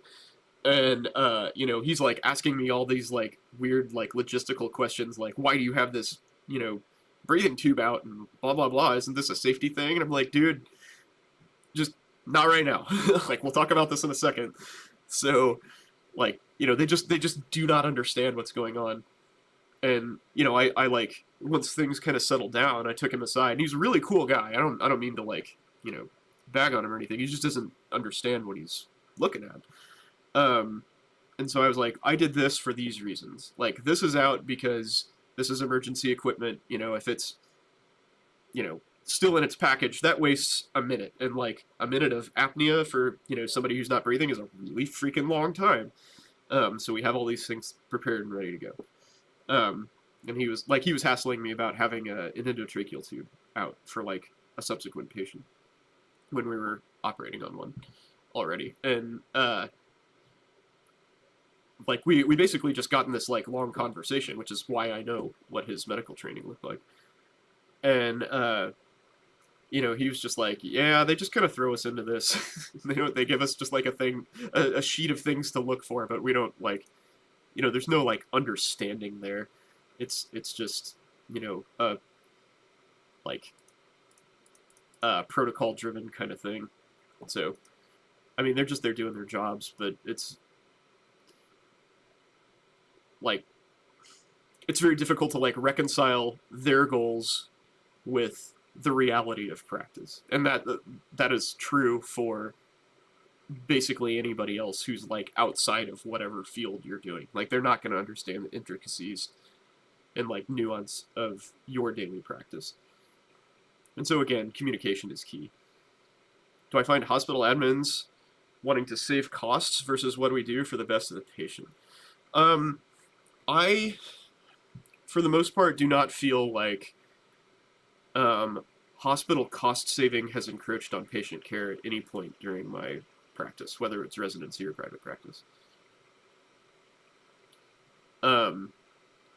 There's kind of constantly some sort of like low grade pressure to to cost cut, basically.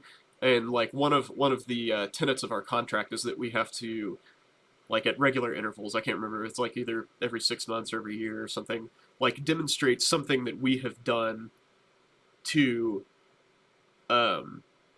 reduce cost and maintain patient care. Which is pretty easy to do. Like in our line of work, that's shooting fish in a barrel. Whether you're switching up like what kind of laryngoscope you use, or like use different drugs, reduce PACU time, reduce OR time, whatever, some sort of efficiency thing. It's just like there's infinitely many choices to make for that. So as I kind of mentioned earlier, I feel like administrative interference in our day-to-day practice is fairly minimal. There's most of it has to do with like scheduling and case throughput. Because they get a lot of pressure from surgeons to like do certain things, and we kind of, I don't know about push back, but like guide them in a way that will like, increase efficiency and let surgeons get, the scheduling that they desire. But yeah, I don't feel like there's been a whole lot of like crackdown on, treatment that is, especially not that's like detrimental to patients. I'm sure that happens, but I have not experienced it. I was wondering what similar positions outside of nursing or pharmacy are closely related with medicine as far as what they do. Sibling ended up not getting into med school and had a lot of difficulties finding what she wanted to do. So public health, that's like epidemiology. That's a great field. Let's see what else you can do. Like biostatistics. That's huge. You know, do IT like EMR stuff. You know, jobs with Cerner or Epic or something. What else could you do? You could do like equipment or pharmaceutical rep stuff. Those are cool. Research, all those things would be, you know, very medically involved. What's her background? Let's see, at least favorite type of surgeon to work with. Let's see. Least favorite type of surgeon in general. That's tough. I'm gonna go with ortho, generally just because they tend to be like super gung-ho and put cases on at like all hours of the night. But that said, I do enjoy most of the orthopods I work with. They're all pretty good guys.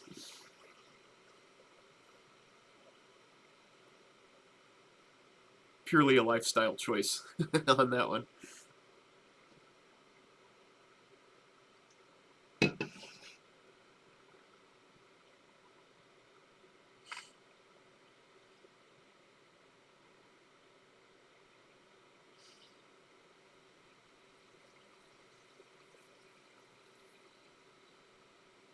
Oh, I missed the, like the tube, pull it out, and you can't use it.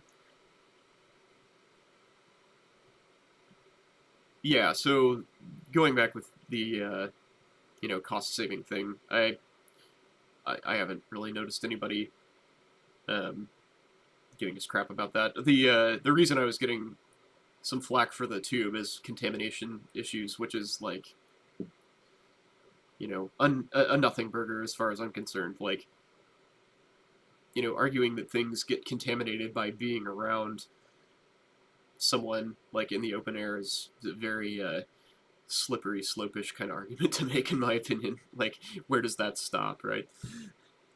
That's sort of a infection control nurse kind of argument.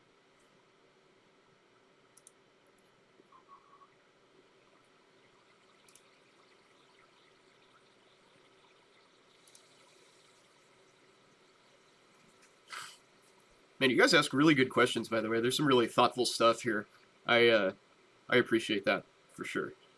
I think that's really cool that you have taken the time to, like, ask something important.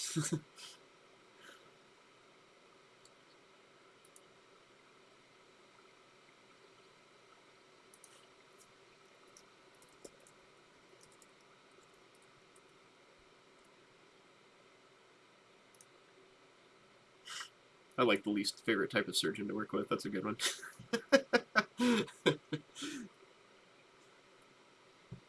Trying to out me, man. How much do I disconnect myself emotionally during a procedure? Okay, the provider you work with is a surgeon as well. I asked her how she felt, if she ever felt like she didn't do her best for a procedure. She said she just kind of emotionally distanced herself. Yes. So, yeah, I mean, you kind of have to stay detached. Like, part of it is like intentional, and part of it is just like you see so much shit that it's you get jaded. I personally feel like most cases where there's some sort of like impending doom, you know, like if somebody's moribund, then it's very easy to distance yourself from that. Like, it still kind of takes a piece of you a little bit when they have a bad outcome, but it's a lot easier to handle. Then, you know, the opposite of that is like somebody you know, right? Somebody you know personally having a bad outcome is tough. Like that's tough to swallow and really difficult to deal with. I personally have never had that happen. I have seen people I know be very, very sick, but come through. But I've never had anybody that I know personally have a bad outcome from surgery. Anesthesia does have a lot of failures. I mean, I don't know that failure is the right word, but bad outcomes for sure. Like, because sick people have surgery, right? Sick people generally have lots of surgeries. So, it comes with a territory, man. Like, you just do it so much that it's second nature, and it sucks. It helps to, like, have people around you that you can unload and, like, vent to. But, like, honestly, it's so common for you to, like, even have somebody die and then you just get on with your job. Like, your partners will cover for you for, half an hour while you clean shit up, and then, back to it. Like, that's just how it is. And, you can kind of unwind from it later and, like, unpack those feelings in a, healthy and appropriate way at a later time. But, like, while you're on the job, like, you just, you take care of business. There's other people depending on you.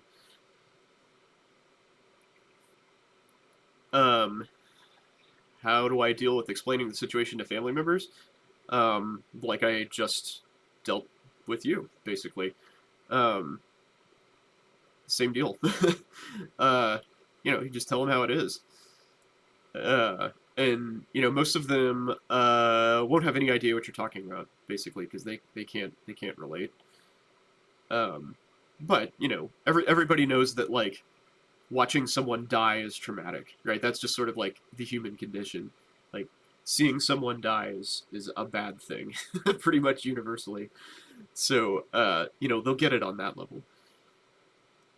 But as long as you just kind of, like, break it down for them and, like, communicate your level of distress with the situation accurately, that's important. Oh, family members of the patient. That's super hard. Fortunately for me, I don't have to do that very often. The best way to do it is factual, straightforward. And, it's okay to be emotional about that. Like, it sucks. Like, if somebody's loved one, dies or has a bad outcome, like, that's terrible. And, you're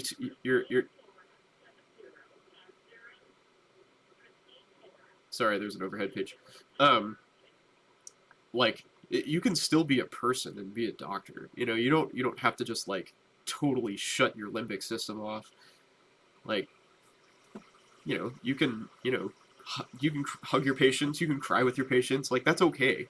You don't want to make that the norm, but in, like, horrifying situations, like, that's an appropriate response, right?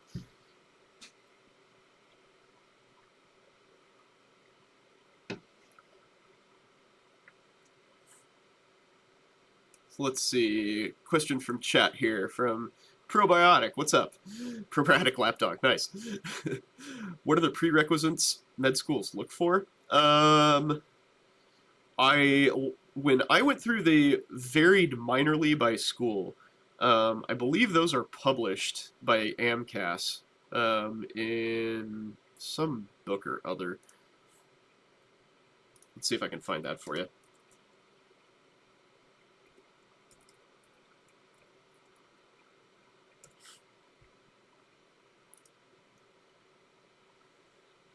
Looks like it's, yeah. So I'll post this link in chat here. And I am far enough out of the game that I'm not even going to try to, like, remember which, like, exactly what you need. But that's a link to all the different schools and what they require.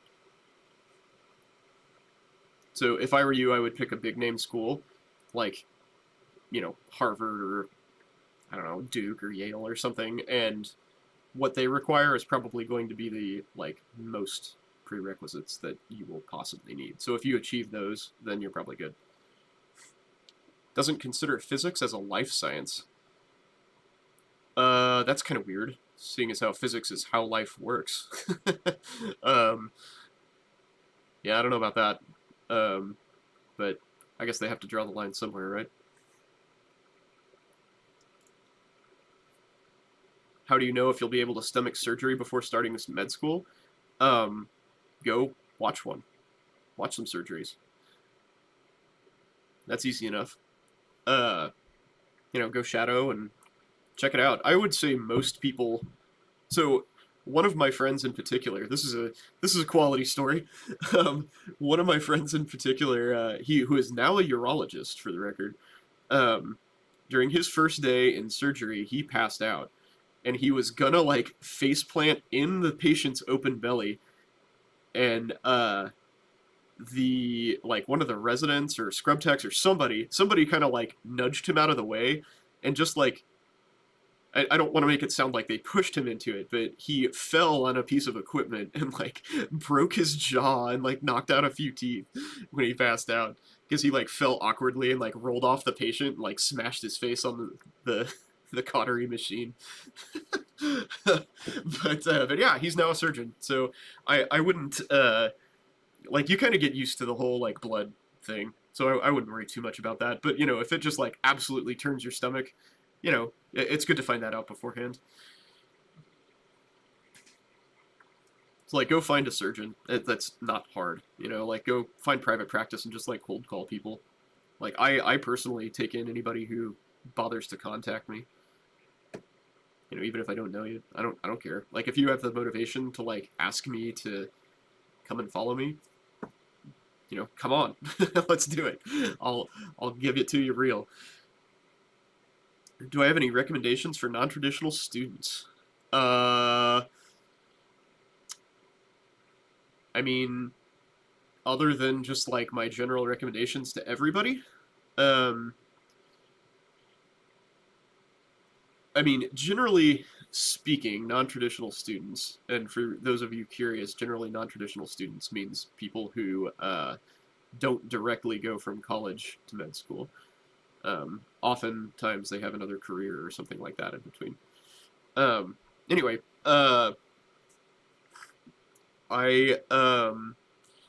it is my experience that non-traditional students often have a lot more on their plate than traditional students, like that meaning family, bills, a house payment, that sort of stuff, to deal with.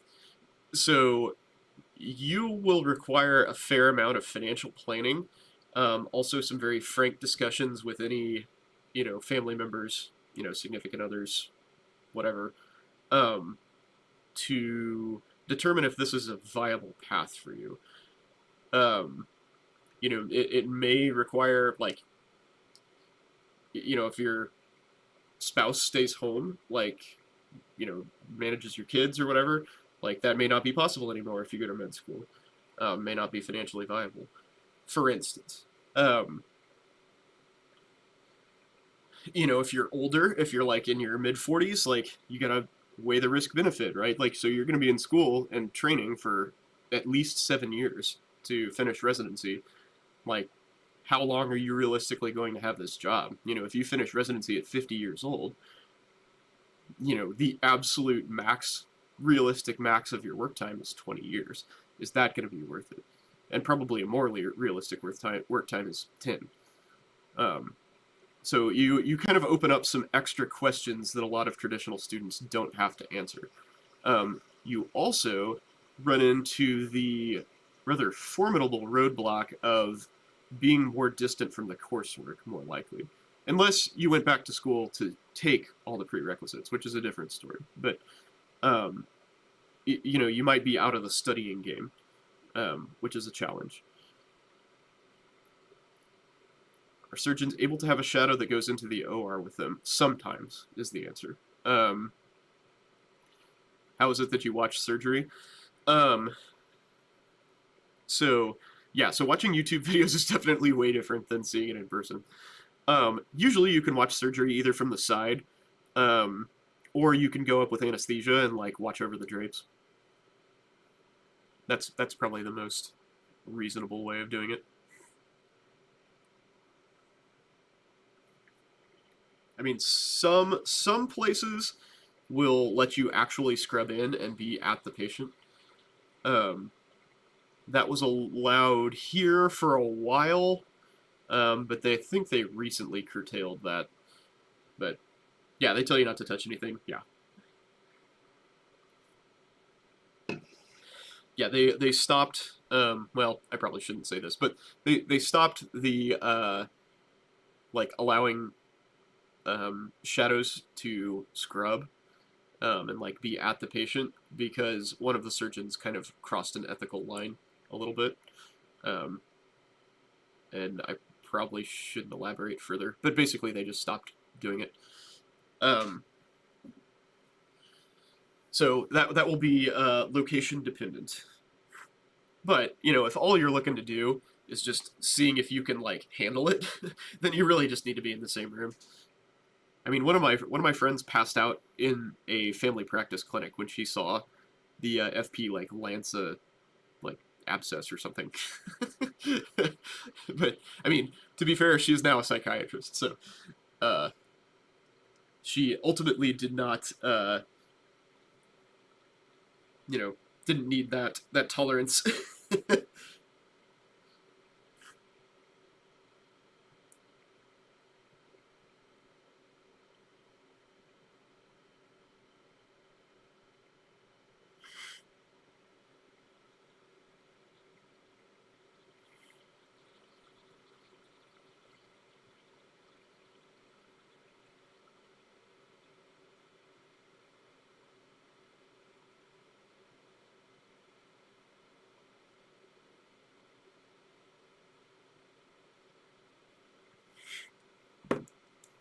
Any surgeries or procedures I find gross? Hell yeah. So open fractures, oh god. Open fractures and eye stuff still freaking weirds me out. I can't handle it, man. Like, if you've ever seen a closed reduction of an arm, like, basically they're, you know, like somebody breaks their arm and the surgeon's just like in there, like, moving their arm around in like the, you know, middle of their forearm or something. It's just like, please stop that. Stop. Yeah. Yeah, ortho, so a lot of ortho and eyes, for sure. Is going through surgery a necessary part of pre-med or of med school and residency? Yes, it is.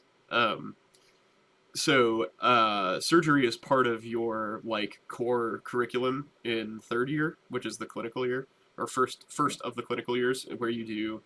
At most schools that I'm aware of, that's where you do all of the like fundamental stuff. So that's like surgery, family practice, internal medicine, pediatrics, obstetrics, psych, that sort of stuff. But yes, as mentioned, it's a required rotation. So you can pretty much forget about it after you do your rotation, but you do have to deal with it.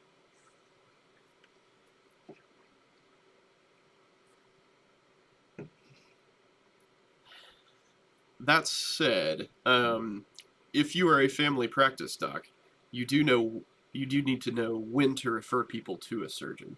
So it is important to pay attention to that stuff.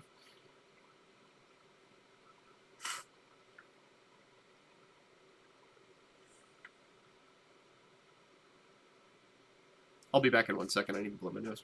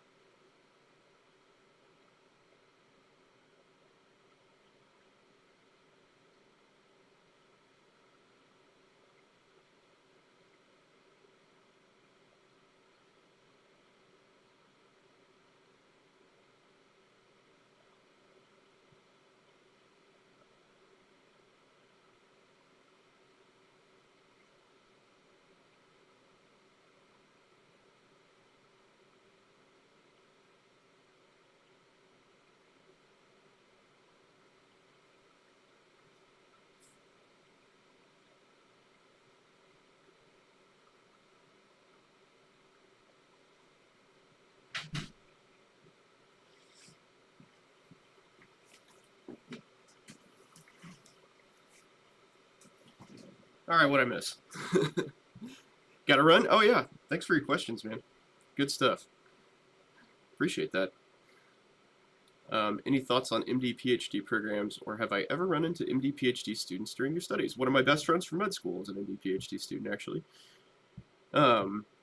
So I will tell you true that I am not super well read on research track stuff. So, as far as I'm aware, MD PhD programs are very nice for people who want like a hardcore academic career. So if you want to like specialize in research and probably be at like a top flight institution, research institution, that's a good venue for you. Like my friend in particular is, so she did med peds and then did oncology. And what she wants to do is essentially like, I don't know what her research is in, but she wants to like follow patients like from childhood through adulthood. So she has an unbelievably huge amount of training. I think that's 15 years. So she did 7 years of med school and PhD, 4 years of med peds, and then 4 years of oncology. So yeah, she is insane. But yeah, like all the MD PhD students like integrate with all the regular students after they do their PhD years. So yeah, if you're wanting to do like hardcore research, then yes, go for it.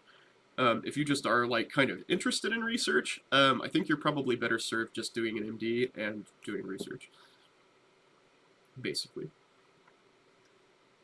You know, like doing it in like just alongside your normal practice.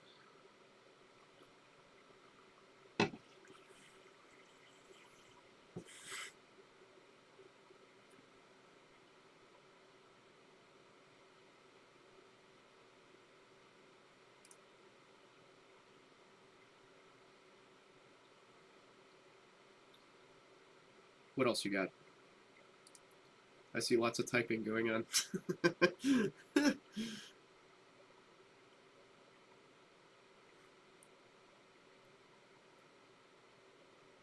I developed a hangnail somewhere along the way.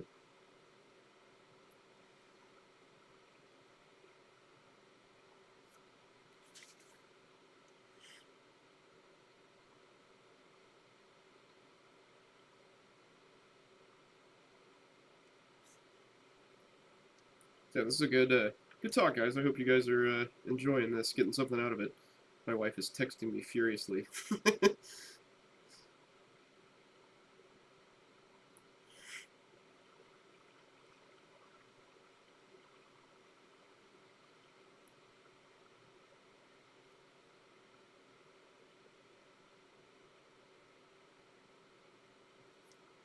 All right, let's see. A little off topic. Off topic is good. Come up for air. Let's see. Any idea how focus medicine would affect personality? Are you talking about like Adderall or like modafinil or something? Borderline ADHD and your parents decided against it when you were younger. That's a discipline thing. Quite frankly.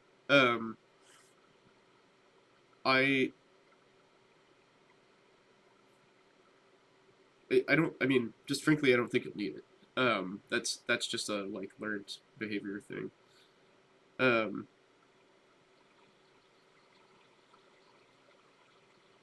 That it might be tougher for you than others to focus, but like as you train yourself to like, you know, stick to a schedule, that should be doable for you. You know, if you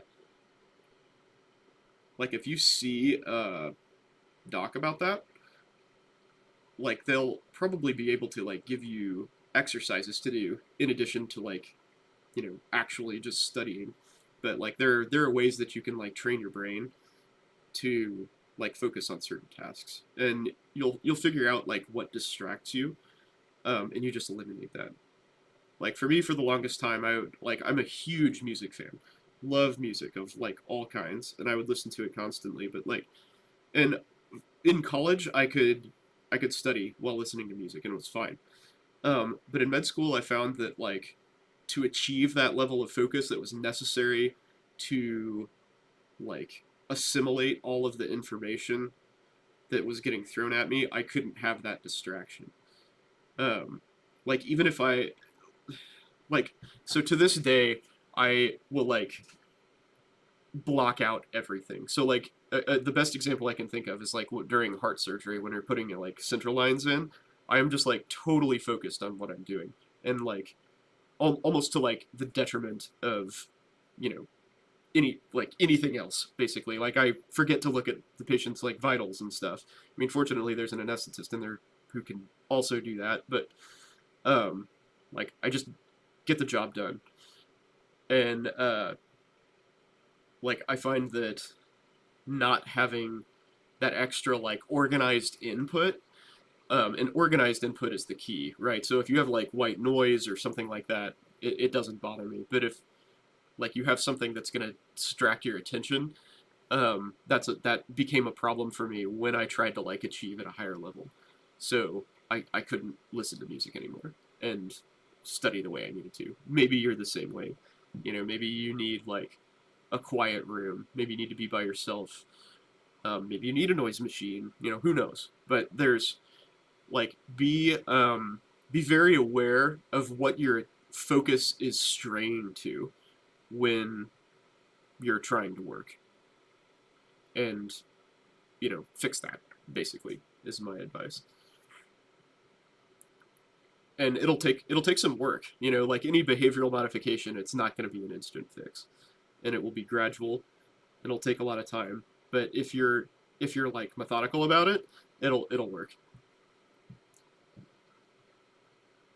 So let's see. I'm from a more research background, but working in a clinical lab now, and love it. Okay, awesome. Yeah, well, MD PhD sounds like that. You know, that could definitely be viable for you. I don't have a ton of pre-med coursework. How would that affect someone as an applicant? Not having pre-med coursework? I mean, you're required to have the prereqs. So MS and micro, I think you're probably leagues ahead of most people who are applying. So to answer a little bit more directly, I think that would affect you very positively. You've done research, you know what it's like, you know that you enjoy it. That's, you know, at the very least, bachelor's in English, it's been a ride, I guess so. But yeah, I mean, like, you'll have the same coursework as everybody else, like, when application time comes. So I don't think that'll be a problem at all. And again, like, you actually have, like, legitimate lab experience rather than just, like, you know, being a, like, petri dish cleaner, like a lot of pre-meds do. Not to, like, belittle anybody's lab experience, but, like, let's be real. A lot of us play the game, which is fair. Like, that's kind of what you have to do.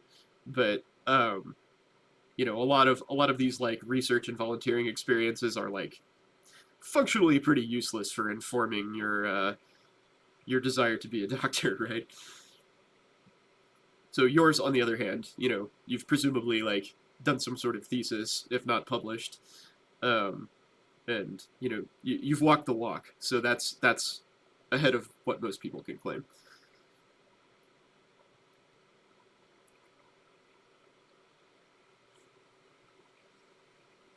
Yeah, still, thesis, that's, you know, again, not many pre-meds have written a thesis, let alone in some sort of scientific field.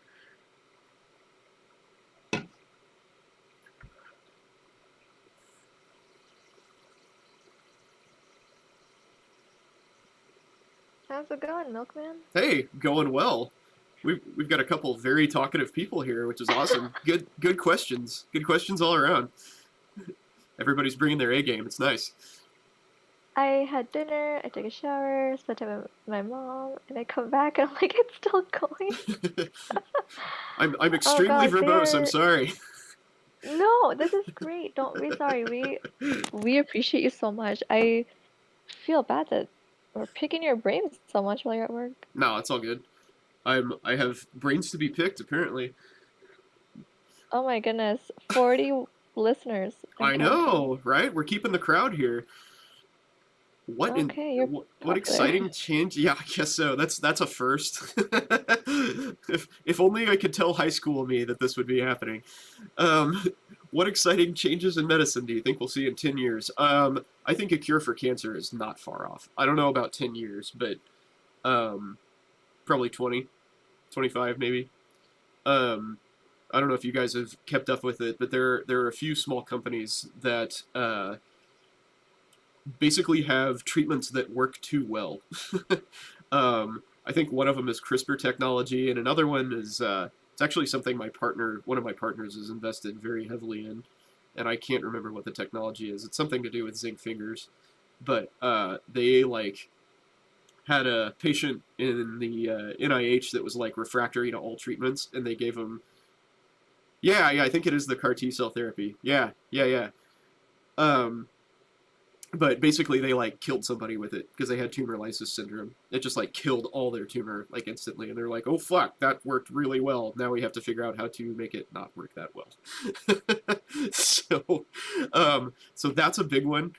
I think advances in remote treatment will be very big.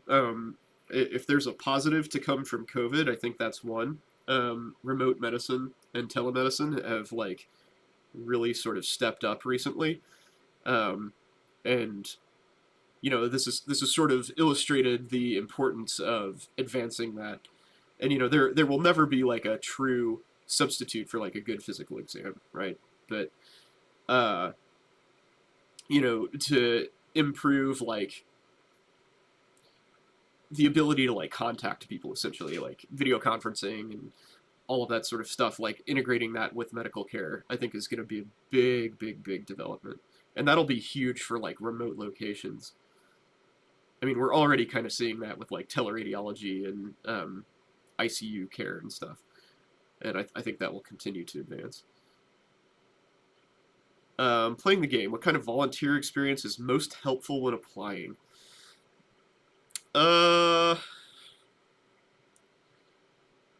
So I don't know, honestly. Off the top of my head, something like basically you want to accept the largest amount of responsibility that someone will give you, because that's how you're gonna learn and like get a meaningful experience out of it. Which is why I advocate for getting a job over volunteering. But if you're going to volunteer, anything with like direct patient contact is good. Like even something as simple as like being a patient transporter, where you actually like have to interact with the patients, and like there's a 3-minute window in time where you have to like talk to them and figure out like where they're going and all that sort of stuff. Like that's kind of minimally useful, but it's better than like one of my volunteering gigs was like putting charts together for the ER. Like that's just a total waste of time from the standpoint of like informing your career. That means nothing. Like I sat and just like ordered pieces of paper for 2 hours and then went home. It's just like that is totally useless. But yeah, anything that can get you like out on the scene is useful.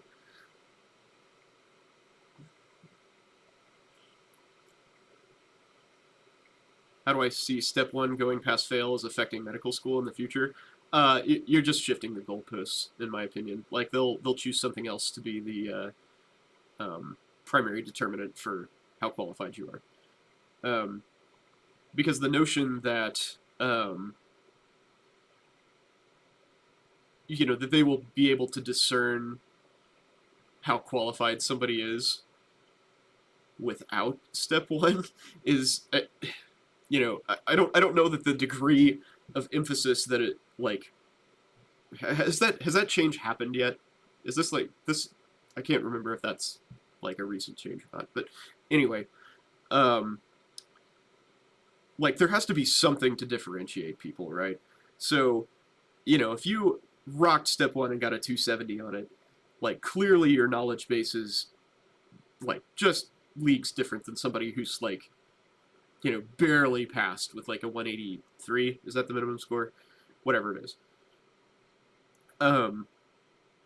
Like there's a huge difference. That's like 4 standard deviations.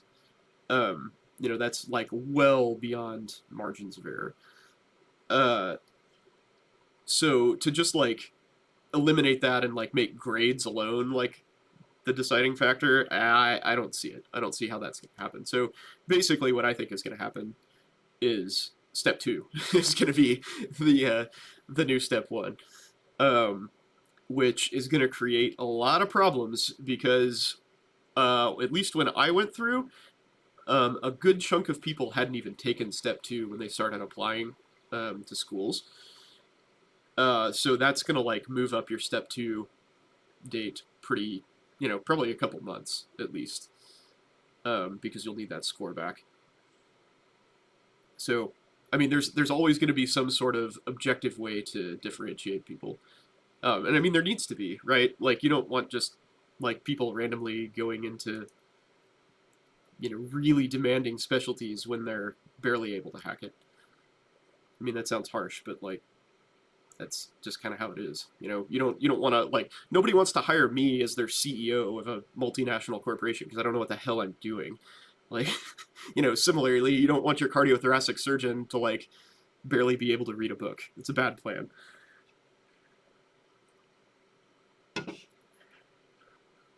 If you're planning to do volunteering or interning, does it have to be in the same vein of medicine you're hoping to do? No, it does not.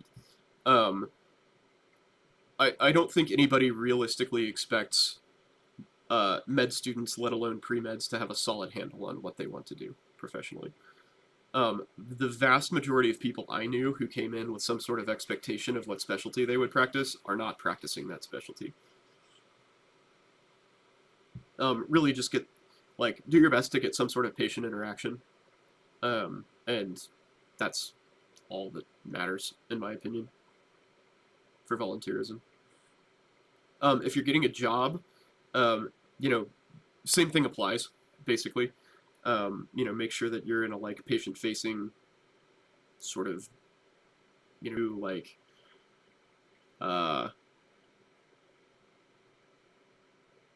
get relevant experience, basically.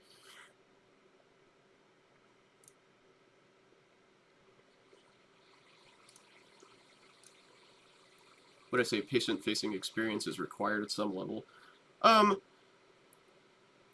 So I think you should consider it required for yourself, in my opinion. I think that's something that you want to inform your decision. You don't want to go into this and then decide you freaking hate patients. Because, I mean, you in particular, like, if you want to do research professionally, then that's probably not such a huge deal. Or as huge of a deal as it could be. But, yeah, for the most part, you want to have a good idea of what you're getting into. Like, this is what we call educated decisions, right? Informed consent.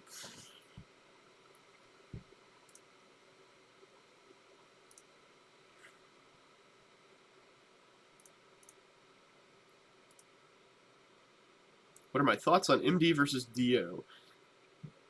Do I personally see or experience advantages of an MD degree that I don't think a DO would have access to? So, in my opinion, the two are equivalent.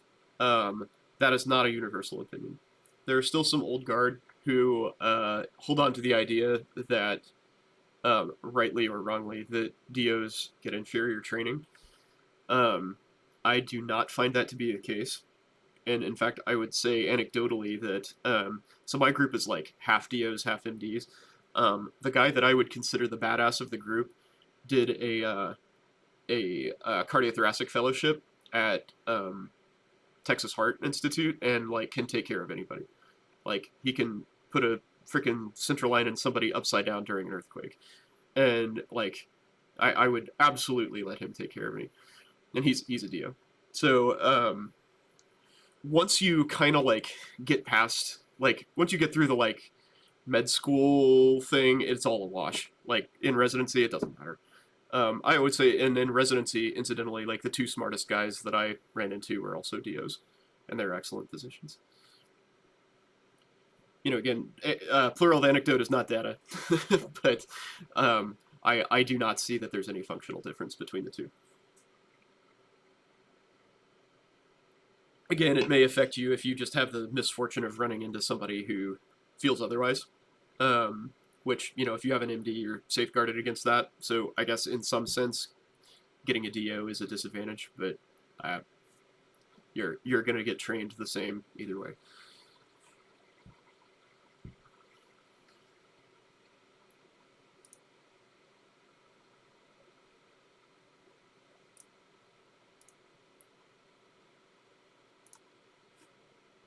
Man, I've got lots of people wanting to be my friend.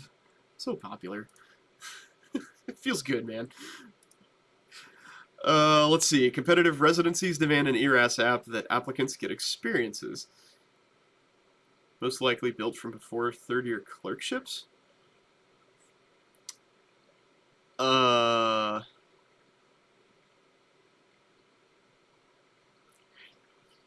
Let's see. How do you determine your interest in those specialties so you can hit the ground running? Yeah, I mean, interest groups are good because usually there's some sort of physician attached to those that you can, network with, and he can get you to shadowing. That's, as far as before third year goes, that's the only really useful way that I can think of getting exposure. Shadowing is a good thing. If you you could work as a scribe or a tech or something for whatever physician, whatever specialty you're interested in. I know a couple people who did that between first and second years, and that seemed to be informative for them. I mean, research is another way. If they have a lab that you want to work in, you can work in their lab. But yeah, interest groups, shadowing, those are plenty fine. Just try to be involved. If you know any residents, you can, maybe pick their brains. Oh yeah, no problem. No problem at all.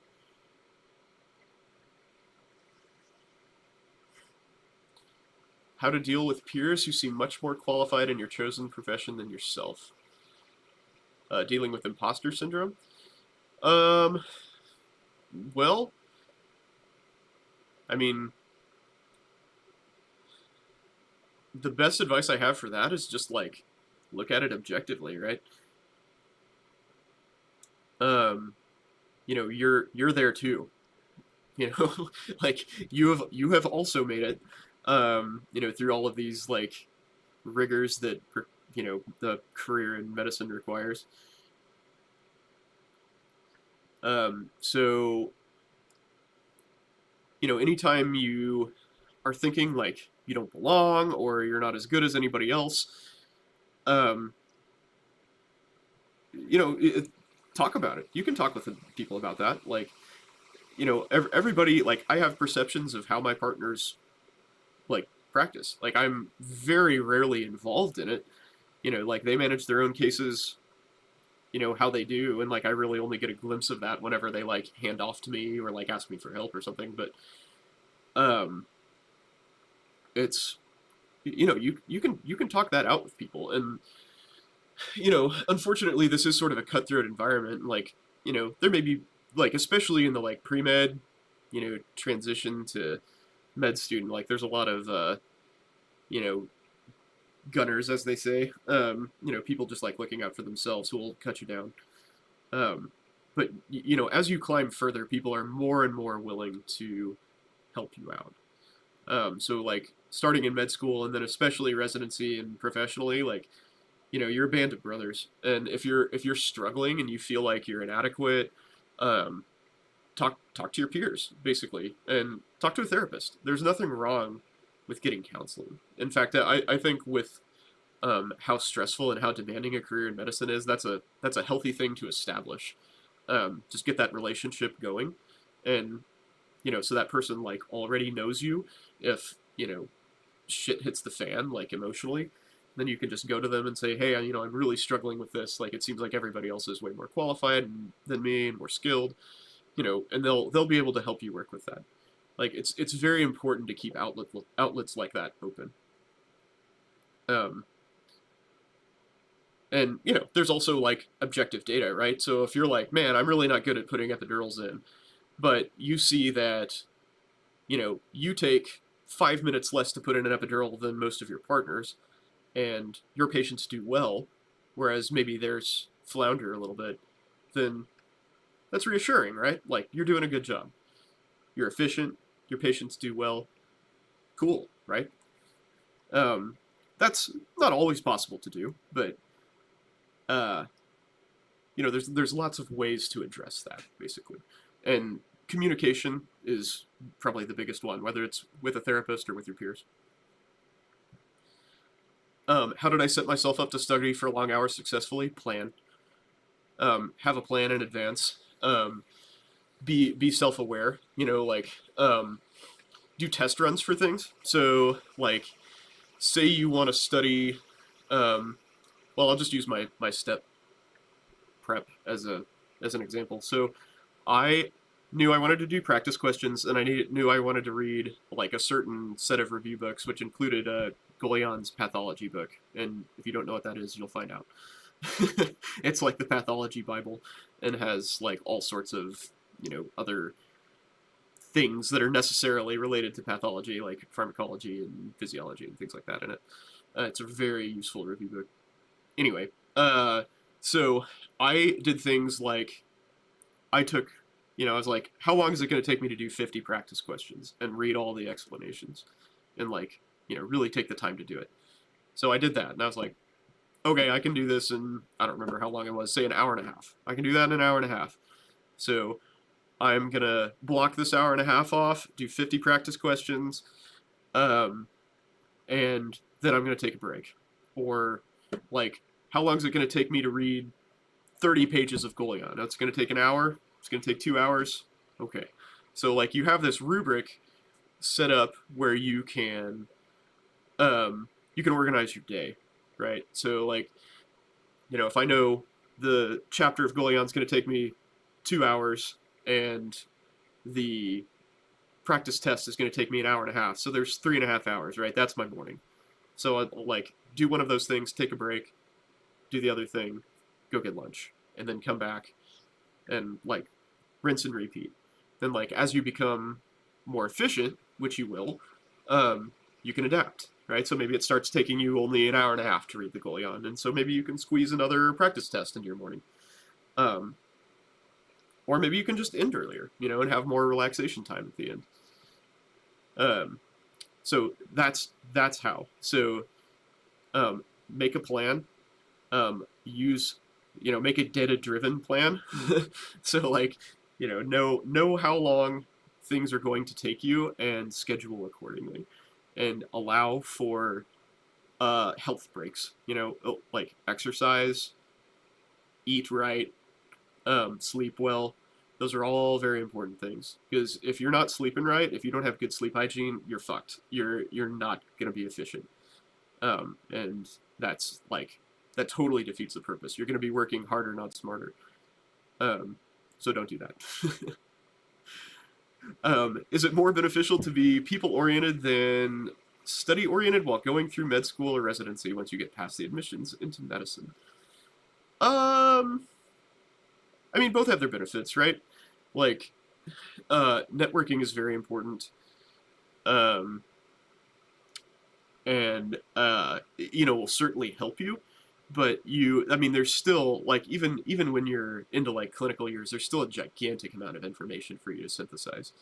So, you know, you still have to be very, like, efficient with your time and studying, and, like, able to, you know, take that information in while you're rotating, you know, for 40 to 70 hour weeks, whatever rotation you happen to be on. So, I mean, you need a little bit of both. I know that's a hedge, but if I had to pick one, I would say still the study-oriented is better, and more useful to you when you're in medical education. Is it true I do sutures on bananas? I personally have never sutured a banana. There's all sorts of different stuff you can practice on. But most of your real practice will be on people. Which is terrifying, by the way. You've got a surgeon staring you down, and you're slowing down everything, making it take way freaking longer than it should. And everybody in the room knows it. Any advice for someone that's more of a kinesthetic learner? Well, I'm going to be honest with you, and I'm going to look up kinesthetic learning. I know I've heard that term before, but tactile learning. Okay. So, yeah. So I fall into that category. It sounds like this sketchy program thing is really good for that.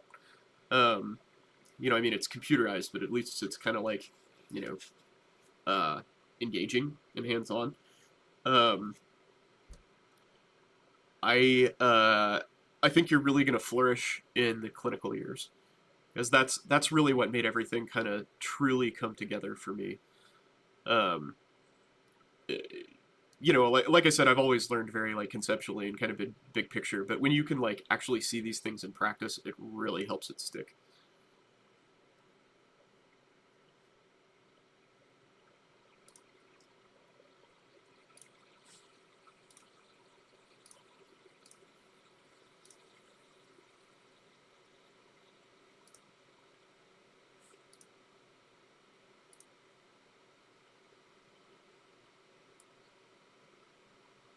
But yeah, it is tough to get to that point, though. I'll give you that. You're kind of just like, you know, bashing your head against the wall for 2 years, trying to, you know, hope stuff sticks in your brain until you can get to the point where you can actually apply it.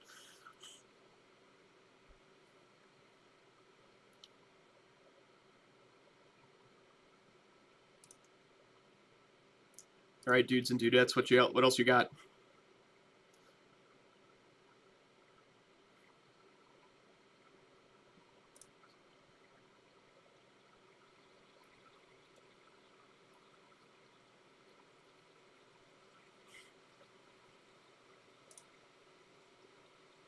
I got time for a few more, and then probably ought to go to sleep, because you never know what's going to get you in the middle of the night.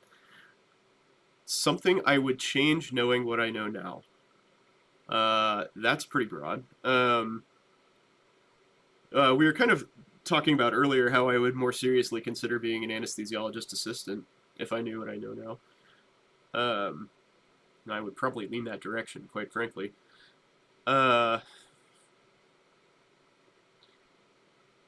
There are little things here and there. You know, like how I would study for certain tests, or how I would apply for med school and things like that. You know, certainly I wouldn't have put myself through the chaos that was my med school application process if I if I knew better. But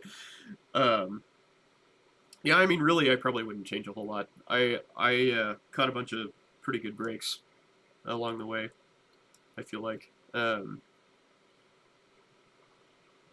So, yeah, I mean, I feel like it was pretty well done for the most part. And I'm definitely very happy where I ended up. My job's awesome.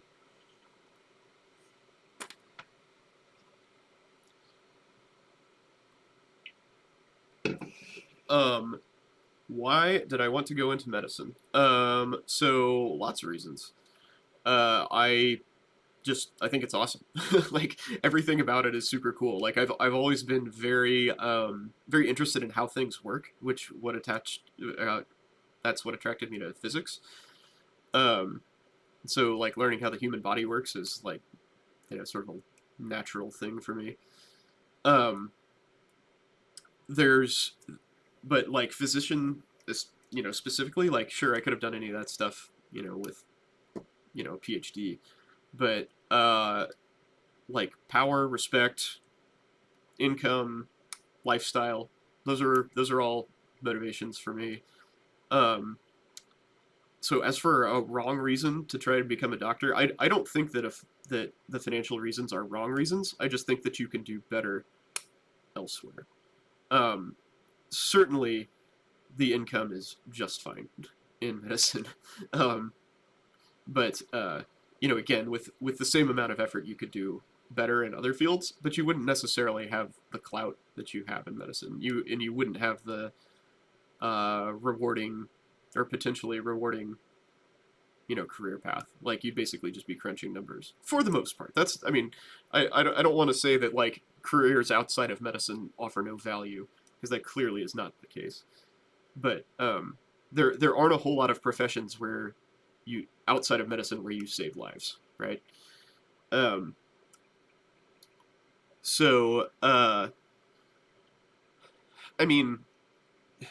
Outside of being like a sadist or something, like, you just want to like push drugs in people when they're asleep, or, something seriously messed up like that, then no, who's to say that, somebody who wants to go into medicine to be the most powerful person they know is wrong? Like, why is that a wrong reason? It's probably, they're probably not going to be happy with that decision, but like, if that's what motivates them, awesome. But yeah, so to kind of wrap that up, overall, it's the whole package for me. It's the combo of financial stability, challenging, like, subject matter, social status, power, independence, and lifestyle. And those are all reasons why I chose anesthesia in particular.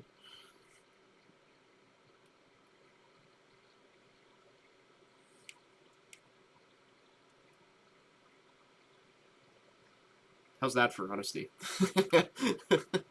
Who else is going to tell you that?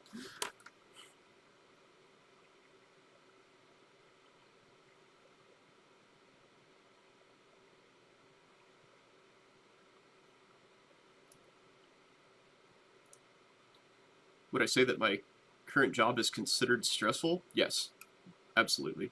Most people who are not used to this style of work would crack for lots of reasons. So I mentioned earlier that our production is very high, standard deviation above the median, basically.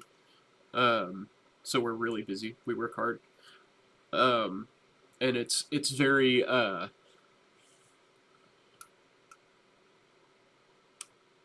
it's very efficiency driven, right? So like, the harder you work, like, you generally have a relatively set amount of work to do, and so efficiency leads to going home early, and therefore more money per hour. So yeah. But yes, it is stressful. And then, we also kind of discussed, like, there's just the bad outcomes to deal with. Like, you've got to, find a way to, like, get through that and know that, like, you're in charge of those situations, like where the ship is sinking. So, you kind of go from, like, bread and butter surgery jockey to, like, Superman in the blink of an eye. And that's tough. That is hard. It's especially if you have to do it like a couple times in a week. Like, it'll wear you down. It'll wear you down for sure. I don't know if this has been asked yet. How many hours would I say I work a week? Probably about upper 40s, including a 24-hour call on average, during which I usually sleep about 6 to 8 hours. Work-life balance post-med school. Residency, it's abysmal. Afterwards, it's better. See the previous answer. Also, 10 weeks of vacation alongside the mid-40s hours.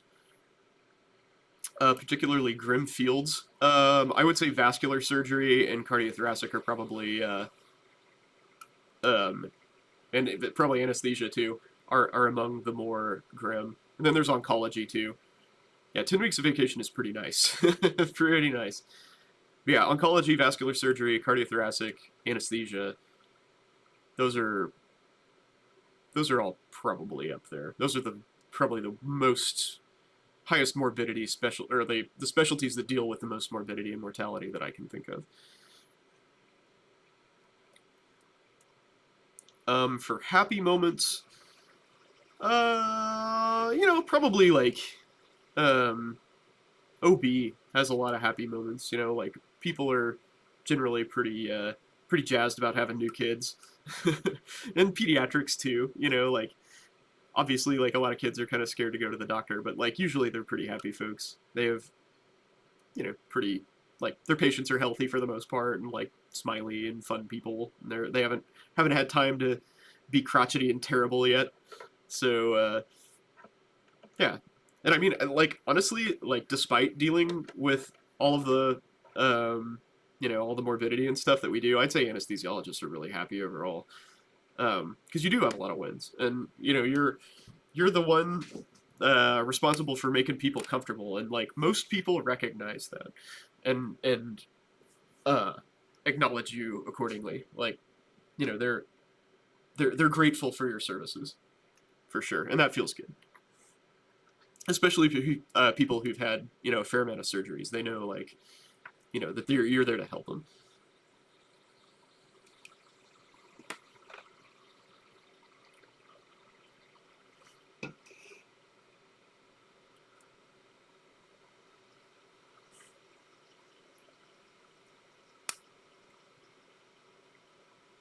All right, Ferris, dude, great questions, man. Thank you for stopping by.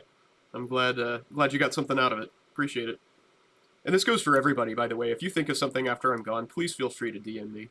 I will get back to you as soon as I can. Yep. Cheers, guys. I think I may follow suit. I'm kind of getting tired, and like I said, there's always the possibility for lots of fuckery overnight. So, so thank you. Sleep. Yeah, thank you all for your time. Appreciate it. Have a good one. Yeah, you too. Thank you so much for joining, Milkman. And if you want to do one of these again in the future, please let us know. We can definitely schedule one on your day off. Absolutely. So... Yeah, right. When I'm not contending with the ICU and OB. Oh, man. So you can continue like as long as you want. You're not like bound by sleep and work. Exactly. Great. Well, thank you so much. I appreciate it. My pleasure. Thanks for having me. Have a good night, everybody. You too. Bye-bye. Bye.